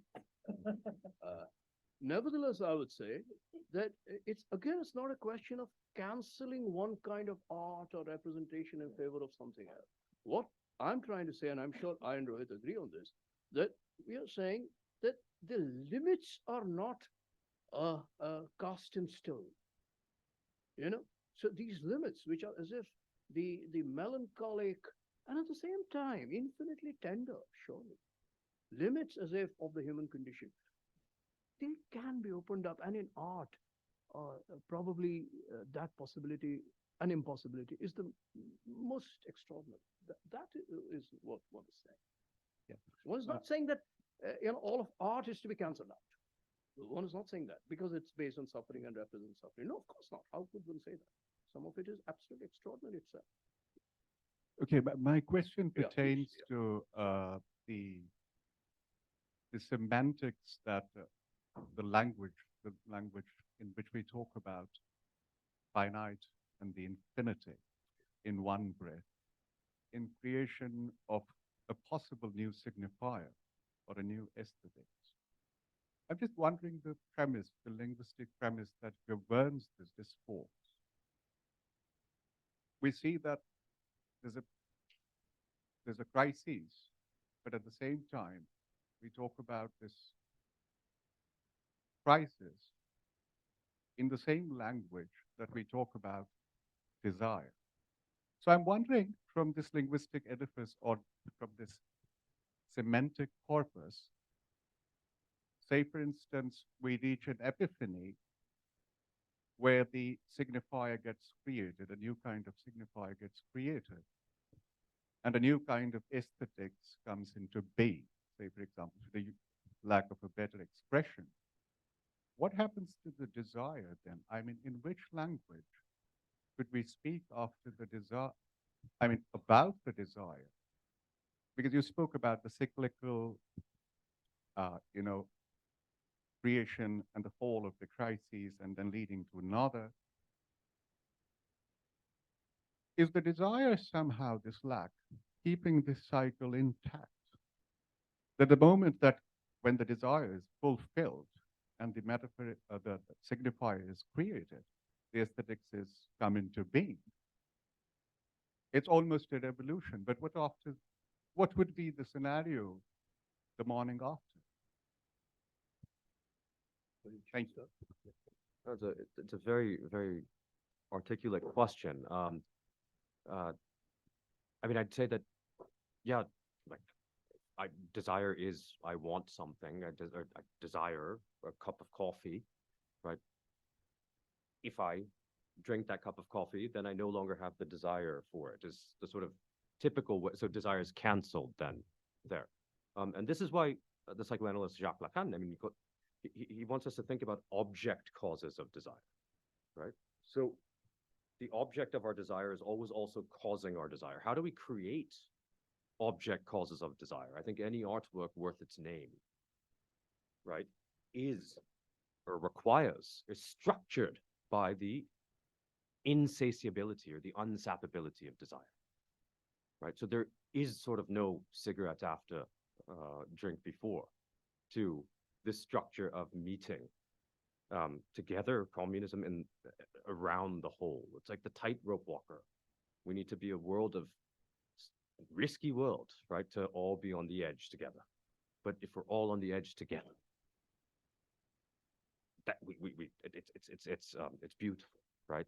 So we're not going to be on the edge, create from the edge, and then move to our home, the creation on one or the other side of the edge. What does it mean for us to edge be together, right? In such a way that we're all tightrope walkers, right? Constantly. That would be a structuration of the world that we're building: objects, relations, love, politics, justice, ethics, aesthetics, a structuration of a world that includes desire, that respects the possibility of impossibility, the constant possibility of impossibility, what we could call the not all. It's non-totalitarian. It's a not all of, it's building a not all world, right? And so that would be just a sort of provisional answer, suggestion in response to your very, very well put question. So let me just illustrate this point through an example. So again, a finite example, and the infinite is at stake. So we are within a peculiar dialectic here. But let's try to make it work. Many years back, I was working with some human rights organizations in Delhi, and there was sort of conference of this organization, but done with very meager resources, but a lot of people participating in it. So it was lunch. And there was, basic food, roti and dal, basically, which was like a langar. There was a queue, and everyone would stand in the queue. And everyone. So, very good. So, one of us, human rights, in that sense, believer in a system of representation, but beyond merely electoral, limits. Activist says, with a certain kind of self-satisfied complacency, look, this is an example of equality. Yeah, everyone's standing in a queue. And at one level it is true. It is an example. No exceptions. Everyone's standing in a queue. But of course, if someone's not well or something, that's a different thing. Someone standing next to him, who actually was not an activist, says, no. Equality would be if everyone was eating or standing simultaneously. That would be equality. And he's also right. But he's right from the infinite perspective, while the other guy is right in the finite perspective. So I think both are of great value. But each must not be forgotten in the intoxication of the other. So the principle is indeed everyone simultaneously, but it is not possible within finite space to have people, say all of us, we can't simultaneously be handed a plate or take a plate up. So we need a queue. So it's a finite numerical order. But the thought, which is a lucid thought of all of us eating, that is getting our food simultaneously, must be formalized thought. Whether in language or any other means, I do not know. But we must not give up on that thought. That is what I mean by, and it is impossible. Clearly, predicatively, it is impossible. But it is a thought, coherent thought. So it is that impossibility. Whichever medium, because this person just said it out of his genius, and this person is a genius. But this is the thought for all, no? Which is not all. I think that is what we are trying to discuss here, this possibility in any other realm. can't resist saying something. I know I don't. I also don't. Just this was so wonderfully put because I remember that is it so it's in impossibility. Is it justified? Shomo, isn't it? It's an act, right? Yeah, absolutely. Right. It's Yeah. like Lacan has this brilliant prisoner's dilemma scenario, right? You have a warden, a prison warden, who says, okay, there are 3 prisoners, and the warden has 5 circles, 3 white, 2 black, right? He says, I'm going to put them on your back, like I'm going to put a circle on your back, right? There are 3 white, 2 black circles. If you can guess, you can look at the others, you know, what colors are on the backs of the other 2, but obviously you can't see what's on your back, and you can't speak to each other, right? So obviously the warden is going to put 3 white circles on each of their backs, because if he puts 1 black, then they'll figure it out. There are 2 black. So anyhow, he puts 3 white, so nobody knows whether he's white or black, or she's white or black. But it's the hesitancy. They'll look at each other simultaneously, and they're just like, they hesitate because they're like, we all share in our non-knowledge about what we are, and then they just all walk out together, saying we're white. You know, or you can revert in this day and age. We should reverse that. But So this is also an act, right? it's an act in the back. face of a statistical principle of uncertainty. Yeah. So game theory is a very interesting theory which can work for finite statistical calculation based on probability in economics, but also can stand for what you're saying, which is in the nature of something which is an act, a subjective moment of a kind of a pure leap. You know? Yeah, it's a leap. Now, what is interesting about this story is, the one I related, is that it's a methodological question. No, people are standing in queue means methodologically you're still accepting, and you're going by, and rightly so, the fundamental premise of modern economics, which is each individual in his or her own place as a rational actor. But in the second example, you have a subject. It is not, when you think of it's impossible to think of all as a summation of individuals. Then you also need that kind of space. And that is always relative. Yeah. You can think of the thought as an act of thought, but also as a kind of collective subject. And that is not incoherent at all, because we do so many things beyond. For instance, we act when we go to, we kind of vote based on each person as an individual. It is bad enough. Ambedkar pointed this out very clearly, that in our society, the premise of individualist democratic parliamentary representation, one person, one value, socially is invalid. One person is not one value. That's anyway, it's not working. And on top of that, it's just one act of so-called political life, which is to vote. There is so much else that is going on. In fact, coming out on the street is as a collective subject, which is always potentially infinite.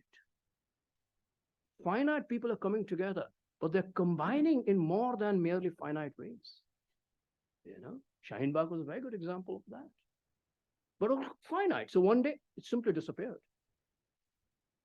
So these are some of the processes that one is trying to discuss here. On the other side of, on the threshold of of crisis, which is thoughts of affirmation. Yeah, please. Thank you for the very complex stuff.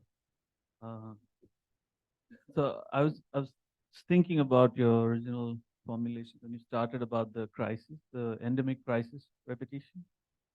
So I mean, you spoke about the kind of scaling problem which causes this kind of necessitates crisis. So I was thinking about its sort of older associations with like thermodynamic entropy. Entropy, yeah. And because then the problem of entropy also obviously ties into the problem of the direction of time, right? So we're also talking about that here because of the problem of, I mean, in as much as we are all participating in time that moves in one direction, so the asymmetry is the problem of history as well. And in this kind of, and I think, I mean, so then it would mean that this kind of a necessary entropic advancement is a necessary structural condition of the universe itself, which capital pretends to or attempts to or is sometimes considered to match. Capital is great. Private, yeah. Transhistorical entropy as a second law. Yeah. Capital privatizes it. Privatized, yeah. Exploits it. Yeah. Makes profit. So then in this is a condition, right, where subjectivity is the catastrophe, the ultimate catastrophe that has passed. In which case I'm wondering about infinity and this kind of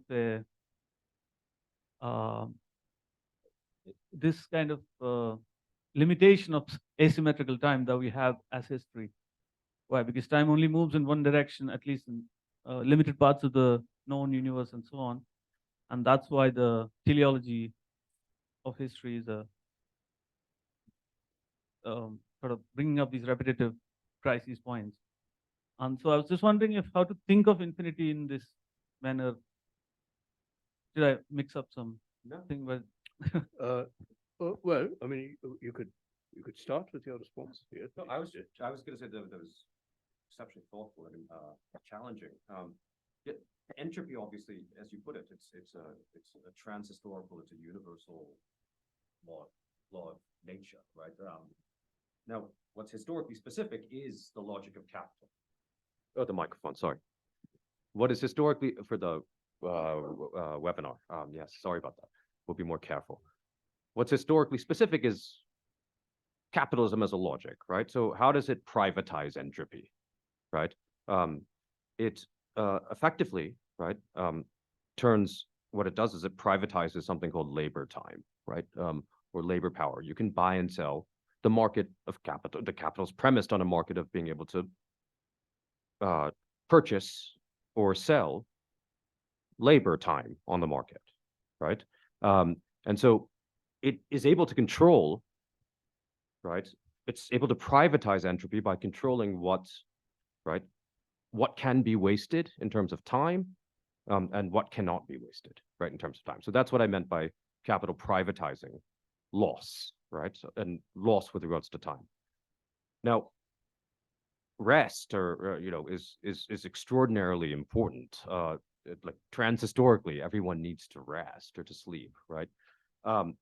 Now, what would it mean for us to think about rest or something like fatigue as a way of subjectively resisting the privatization of when we can rest and when we can't, that capitalism accomplishes, right? Even when we're off time, when we're off, we're on time, right? We're, Silvia Federici, sort of writes a book on this, on feminism and capitalism, but a feminist critique of capitalism. But is that when you're in leisure time, it's structured by it not being work time for the moment, but that there's work time. There's plenty of work time that's going on so that we can be in, or particular people can be in leisure time. So the organization of rest or loss, right, the privatization of that, is central to capitalism and how it works, right? And the question I think then is, what does it mean to recapture fatigue subjectively, to subjectivize rest and fatigue? There are figures such as, Melville's Bartleby, right? I would prefer not to, right? The sort of persistence of the negative. I just taught a class on Paul Claudel's L'Otage, the hostage, yesterday. Sydney de Confontaine, she concludes her protest is just a tick that's like, no, the priest is saying, forgive your horrible husband for having killed you.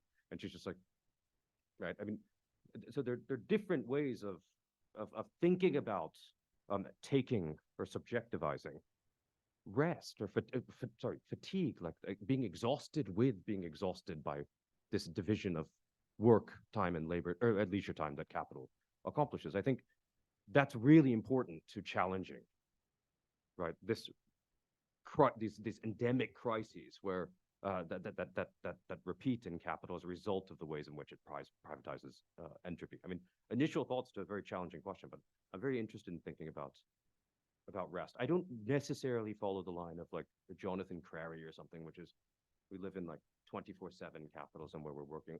No, I think it's much more interesting to think about how capital, and I think true to think about how capital, its real trick is to privatize that loss, that fatigue, not to make us awake all the time and working like manically. It's actually most insidious when it allows us to think that we're sleeping peacefully.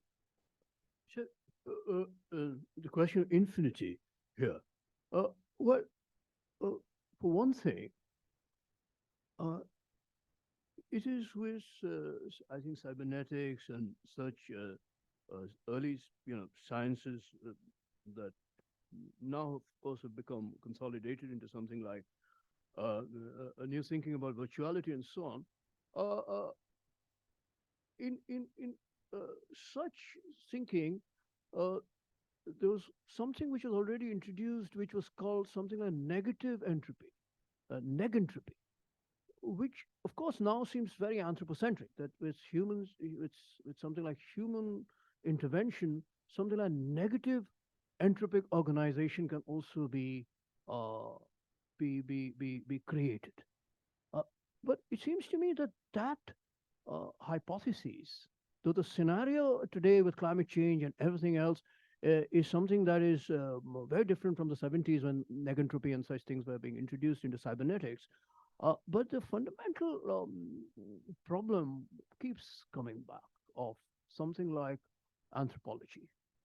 It is not, you can't quite do away with it. For instance, with COVID, we encountered two things which apparently are nearly the same, immunity and immunization. So immunity is something which, even given the laws of the universe, in specific contexts, are responses of each species, to other species, to virus. But hitherto, we do not know of any other species which undertakes a projected immunization, which means that immunization is a kind of prosthetic rationality. Immunization is based on something like what Kant called giving human beings purposive rationality. That we have to now do something purposive about this crisis of life, so as to create in sort of time race against time something like a vaccine, which in that sense is anthropocentric. But at the same time, we also are able to deduce the possibility, the hypothesis, that probably such a virus is, if not caused, definitely exacerbated by climate change, which is precisely caused by that sort of purposive rationality. This is a real difficulty, a real puzzle that we neither can do away with nor can take naively in good faith in the old style. Given that, the thought of infinity to me remains somewhat heterogeneous to these considerations. In that sense, infinity is not a question of anthropology. Even Marx said something in German ideology, echoing from what Rohit was discussing in the context of contemporary capitalism, which was a kind of a beautiful picture, no? Famously, he said that we will work during the day, fish in the afternoon, be music critics in the evening, and we'll do all of it. We'll be polymorphous. Sorry? Yeah, dilettante. But a dilettante, in that's a non-specialized, where the distinctions are hierarchical distinctions, for instance, manual and intellectual labor, art and life will dissolve. Yeah. Now, either this is just a picture, idyllic picture, or this is something which is indeed thinking of the infinite possibility of actually doing away with the distinction between leisure and non-leisure, work and leisure, which is a primordial sort of hierarchy, not just with capitalism, but a kind of proto-capital, with the basic process of accumulation. You can only accumulate by working in the first place, which in a sense is sacrificing leisure. But philosophers have often said, Aristotle would say, leisure is higher than labor. but for the citizens of the city, the male of the city. The slaves are doing the labor. So it's not a capitalism where each human being is divided between leisure and labor. It's actually an entirely leisured human being, in that sense, one anthropology, and another which is slave human being, which is another kind of non-human, being. In capitalism, this clearly is internalized into a contradictory anthropology. And what Marx says is an overcoming of this anthropology. This to me can only be made sense of or given some concrete meaning with the thought of a human being which is not based on any predicative, empirical, positivist notion of human nature or leisure or labor in the history of human society. However outrageous or big this kind of a statement might sound, it can only be based on something hitherto unknown, and yet that name still coming back, an old name, call it human. Marx called it generic human. That I hold on to.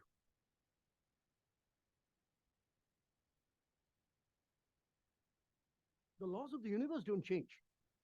So that is not really the issue here. Within the laws of the universe, yesterday, one of my colleagues, and very courageously said, we are all immoral. Everything is immoral. Everything is doomed. Maybe, maybe not. I do not know. But within that kind of a parameter, is it possible to become heterogeneous to it? That is my question. If you were indeed totally included by those parameters, then maybe everything is relative and everything is to that extent doomed. But is it possible to both live within the parameters of the universe, the entropic universe, and so on and so forth, and yet be heterogeneous to it in being? That would be my question.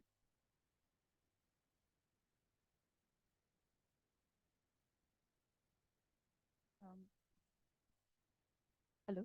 Yeah.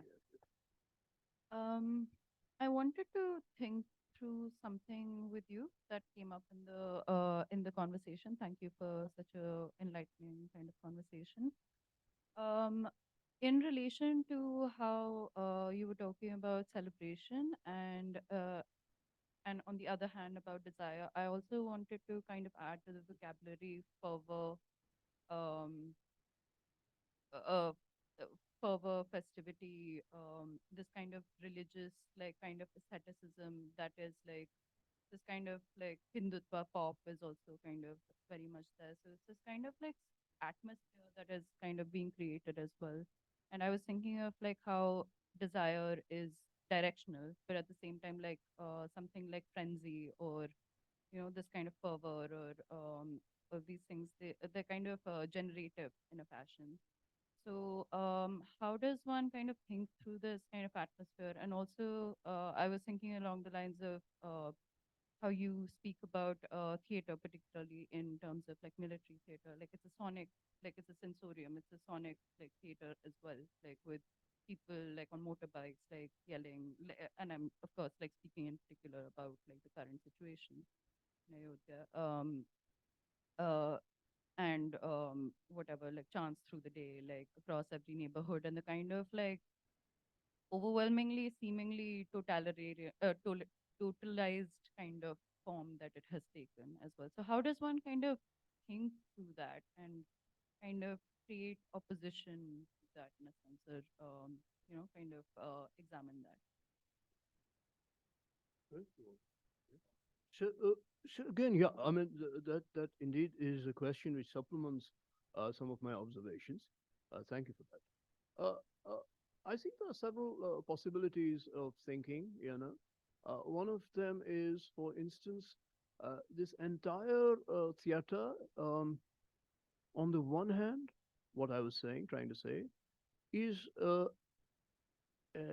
is performed or is taking place as if it's internally there is no intrinsic principle of its ending. It's endless, as a kind of duration. In that sense, it's an endless celebration.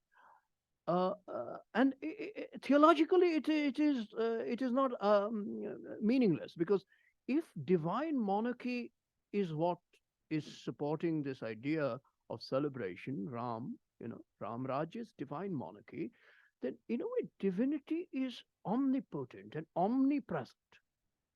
Unlike government in the human sense, where there is always some sort of necessary inconsistency, lapse, and temporality, which are mixed temporalities, with something like divine monarchy, the fantasy, or who knows, the reality, whatever it might be, is as if totally consistent. All of it, like not all, and in this case, all. No, but at the same time, the problem is that you have to spatialize it. You have to give it a historical shape. So in a way, this performance is an attempt to give this kind of endless shape to an idea of a kind of saturated monarchy, divine monarchy. You do that through means which are technological and also other means, but you do that, and that's an engineered, cold-blooded.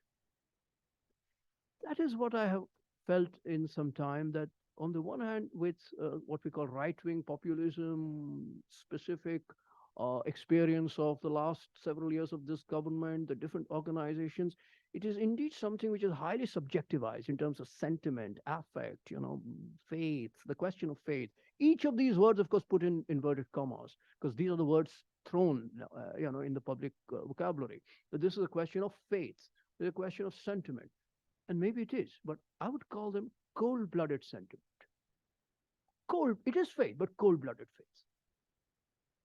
So it is this contradictory phenomenon of being something feverish and cold-blooded. So it's engineered, and at the same time, it is a kind of continuous upsurge of the heart. But what is its political function? That to me is not so mysterious. And in that sense, it's a question of repetition, historical repetition, where there is a symptom which seems to keep appearing, but there is actually a displacement which produces political effects. So if you take a quick, sequence and think about it, between 2015 and now, 14, 15, whatever, then you can at least take two, right now two, and there'll be others. Demonetization. Now, demonetization was an act of a totally different kind, secular, financial, governmental. But what it did, and Pratap Bhanu Mehta actually wrote a very perceptive article about it, you are commanded.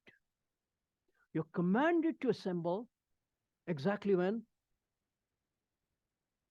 you cannot assemble anywhere else apart from at the bank to exchange your notes.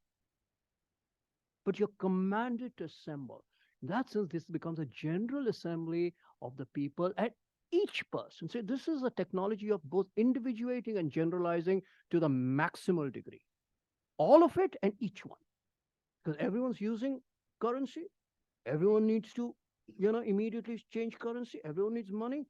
And you then stand in a queue. It's a mode of assembling the people. Abbé Sieyès, the great pamphleteer of the French Revolution, once defined the nation as the people assembled. The idea of a revolution nation was that the people assemble occasionally, in an event, in a moment of real enthusiasm. Can't use the word, no, enthusiasm for that sort of revolutionary coming together. But the other way of cold-blooded enthusiasm would be to keep getting people assembled. And one of the most paradoxical assemblies would be to assemble people where the space is empty. There's nobody. Yesterday was like that. So in the central government, we had a holiday. Was it simply to go back to your leisure? No. It was to go back to the assembly, sitting at home. Watch TV, you're part of the assembly. To me, that is a finite but effective political technology that is being cold-bloodedly engineered, and at the same time, maybe generates, to that extent, I agree with your word, it generates real affect. but it can only operate within finite limits. It cannot be actually infinite. Hence, something will interrupt it. Something will always happen. You know, whether it will be the symptom returning or something else which is of another order. Ambedkar used to say, counter revolution is in debt to revolution, but would like to forget that debt. This is, to me, I mean, that's a different analysis of Indian history, but I would like to, share that hypothesis. That what we're seeing today is the victory of counter-revolution, but it is in debt to some sort of a revolutionary, if not a revolution in the historical positive sense, but definitely a revolutionary hypothesis. But it would like to kill that debt. That would be my response. Yeah. Rohit? Just very quickly, because I know it's getting late for everyone and there are a couple of other hands, but I really appreciated the question and the response quite a bit. And it reminded me of, as a sort of I've lived in India permanently for about 10 years. So I'm a foreigner, I guess, in some respects. But I always wondered, like, just being like classical Foucault, like, why, like, the state has power, like, and it's not really challenged. It's been in power for so long. Like, why, like, go and like hassle a university art student in MSU Baroda? Like, why do that? I mean, isn't that beneath? Like, get into trouble for no reason. But I think this question of this cold-blooded enjoyment is really important to bring into the analysis, because Foucault would say it's expensive to go beat someone up, but that's missing this dimension that I think is really important. I agree that many of the wrong things people, governments do, are done in an attempt to find the right thing. So in a way, there is always new governmental strategies or disciplinary techniques precisely because there is no discipline. So disciplinary societies are not disciplined societies. India is hardly disciplinary yet, but it's definitely not disciplined. So in that sense, this is a government which seems to me to be kind of, Hindi mein kehte haath maar raha hai. But they're kind of thrashing around. But they're doing it, with a kind of one, in a structure. That's it. In a way that's structured, but at the same time chaotic. So there is a kind of instant and the sort of eventual stranglehold. There is that. We are getting into Congress BJP analysis. But one of the things about, say, take the example of Congress, it would be Congress also enjoyed power, used power badly, emergency and all that. But Congress could say that, look, we've been in power for so long that take away many years of power from us. But eventually the horizon is sort of much farther.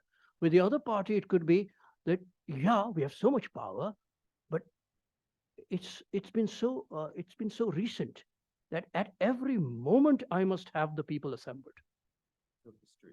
It's still not able to work against a horizon. The horizon is stuck to its nose. There was in 17th century philosophy, the theology and philosophy. One of the theories of creation of the world is God needs to create the world at every moment. Malebranche.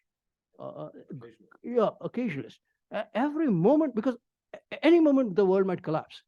So I think that is the kind of psychology that's okay. But of course, these are not meant to be, these are exaggerations. Don't take them seriously. Don't forget about the hope part, the desire, just.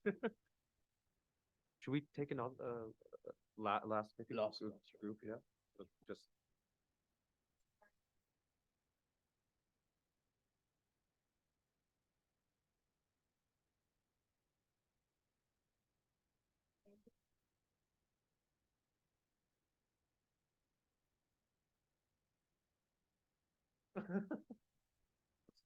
It's a battery issue. Now it's on. Okay. Yes, thank you for this dialogue. It's been really enjoyable. This is not so much of a question, but just more of a reflection. And there's a few things here. So you spoke about thinking outside the existing domains and the duality of it. So I feel like that kind of reminds me of imagination activism, which is to kind of break through the norms of what already exists in both its like fundamentalism and its supreme righteousness, or even in the opposite direction. And I was also just wondering on the idea of bringing things back to the mundane, because yes, we spoke about really large concepts about political movements, feminist movements, climate change, and a lot of high grasping things. But what is it from all of this that kind of brings it back to the mundane, simple acts in which I believe that every act is a political act in itself? So how is it important for a person who's actually taking care of their age-old grandma, and how is that equally important to maybe a person out there, part of like a political party? And then also just coming back to the idea of infinite and finite that you mentioned, and Charles Eisenstein calls um, the story of separation that we're living in, and because it's defined by us doing with the means to an end and wanting to achieve a certain goal. And I would liken that to a finite act, whereas the infinite is actually just being in the eternal now and doing for the sake of doing.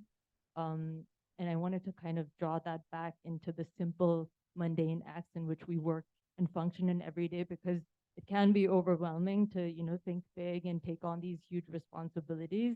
And I feel like, yes, there's fear of the unknown there, but there's also fear of unknown even in the simple things that we're doing on a day-to-day basis. So I just wanted to make a comment and reflection on that. Sure, I completely agree with you, and I think it's absolutely crucial to think traverse the question of the infinite in the weaving of the banal world. When I speak of the world, I mean the world as woven by elements which are lived elements, everyday elements. At the same time, elements which are also woven in structures. Yeah. So that's my point. That there is no discernible separation between one domain and the other, the big and the small. Here, that is the interesting thing. No, the example that I took, that little story of a friend of mine who spoke about eating together, but simultaneously. It's a banal story, sitting at standing in front of a langar, and yet it is so. I mean, for me, it's salutary. It was eye-opening. It was shattering. That yes, this is thinkable, but completely immanent and part of banal, the fabric of life. So I completely agree with you, and I think what we should try and do is not to buy into too much of the imagery, because it is an imagery of the big and the small. I like what theater director in France, Antoine Vitesse, calls the aristocracy of anybody. So there is an exceptional possibility, but in anybody. Yeah, so and that's indiscernible from banal life. Completely, I agree with you, and I'd like to sing with you. Yeah. Yeah, one thing, just because I appreciate the question a lot and the response. This is a very important question, and it's precisely why humans cannot be banal, right? Because there is that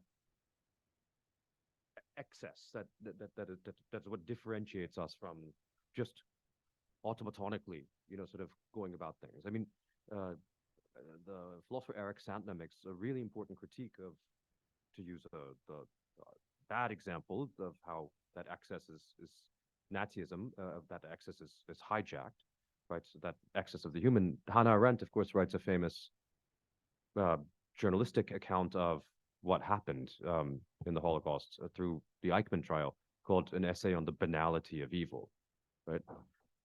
Nazism was not, like, it testifies to the fact that we are not, that could happen because we are not banal. It was a hijacking of excess. So Arendt is very incorrect here to say that oh, evil is like an everyday sort of commonplace thing. No, it's exceptional, right? So is beauty in creation That's and what good. the exceptional and the aristocratic, and the aristocratic, of course, in the affirmative sense, but also the evil in the terrible sense, are indiscernible from the banal, which in fact makes the banal also an inconsistent idea. In the same way that anthropology is an inconsistent idea, given that we every day treat some human beings differently. And yet we cannot totally escape from an anthropology. That is the logic one is trying to both uncover and at the same time work through.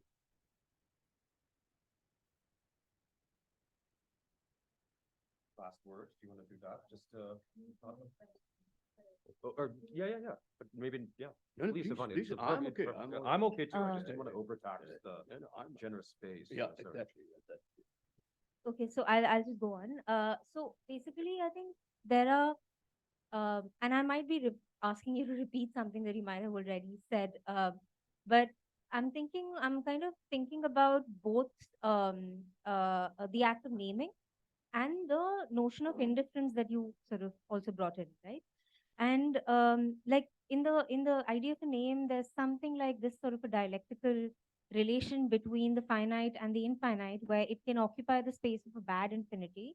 It can also produce effects that, like you said, that bring in the the finite and into the thinking of the infinite.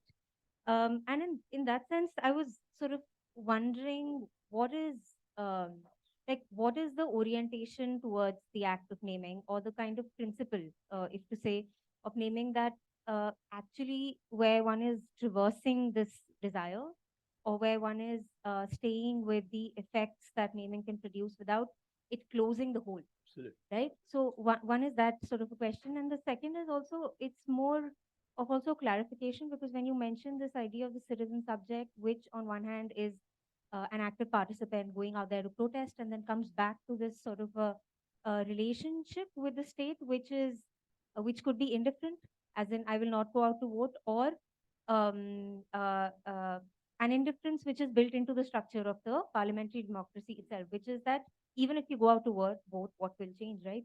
So in that sense, how does one think about indifference, and is there some kind of an agential sort of ability to it? And can one also think of it as some sort of an irreverence? So is there something like an agential that you're hinting at in the indifference, or is that yeah? So, Rohit, you want to start? Yeah. So, thanks a lot, Savani. These are absolutely crucial questions. Always they come at the end.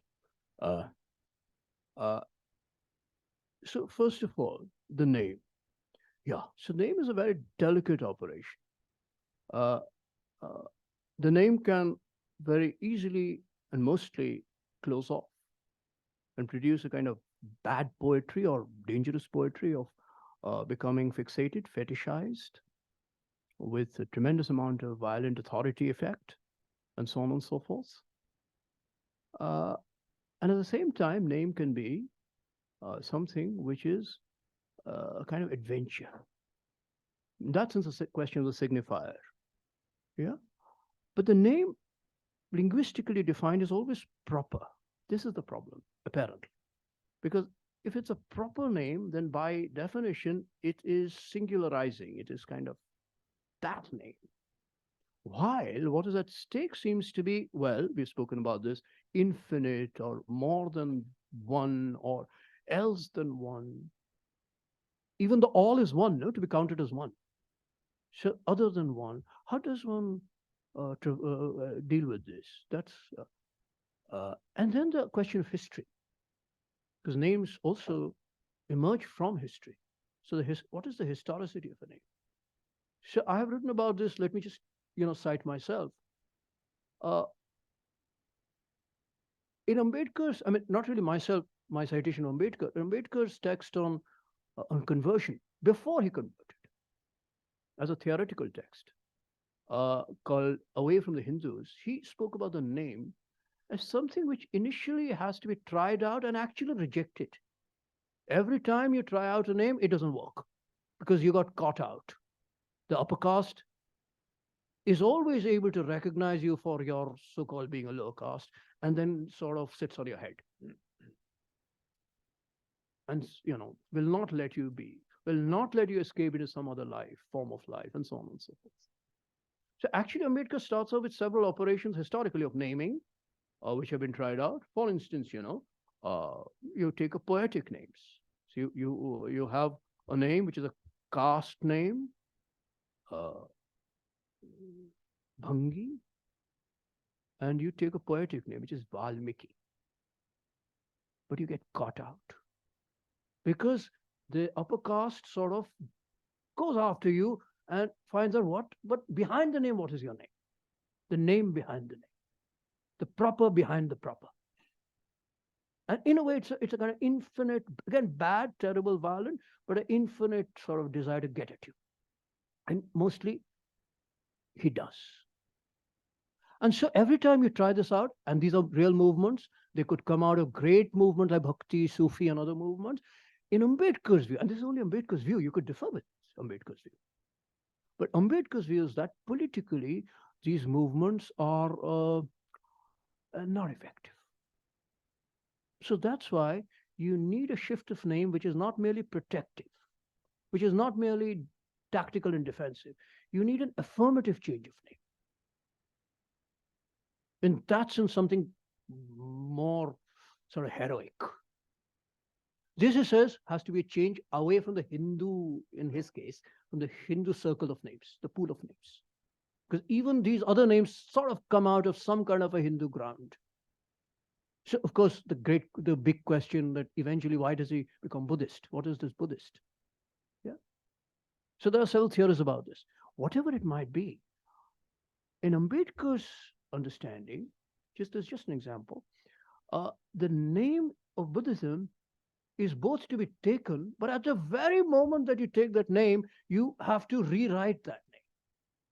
That's why you write a whole book called The Gospel of Buddha, Buddha and his Dhamma, which if you read it, you know that it's not really the other, it doesn't always match or correspond or even be commensurate with other Buddhist texts. So to that extent, the name is a peculiar kind of a historical instrument, which is both indiscernible from other names, old names, and yet in the very creation of the name, the creation of the signifier, you produce a kind of exceptionality to that name. But you do it, it works. In Ambedkar, the interesting thing is that all the chance of movement, what we've been talking about, the artistic part, the gamble, in Ambedkar, he wouldn't like to end there. For him, it's too risky, it's too romantic, it's too playful. You have to keep at the work. So you'll go ahead and write that big book called Buddha and his Dhamma, which will clearly eventually become a new gospel, to that extent an old name. But there's a joke about it, which brings us to the historical. I won't explain the historical question, but the joke, I think, is self-explanatory. Once, some people were at a Ambedkarite, whatever, or at a rally, were there, and one person asks the other, do you know who Buddha, Buddhist sort of, who Buddha was? And this fellow said, of course I do. He was a great man and a follower of Ambedkar. This is the historical, it's after the fact. In that sense, Ambedkar recreates Buddha. It's Buddha, but it's, So those are the two sides.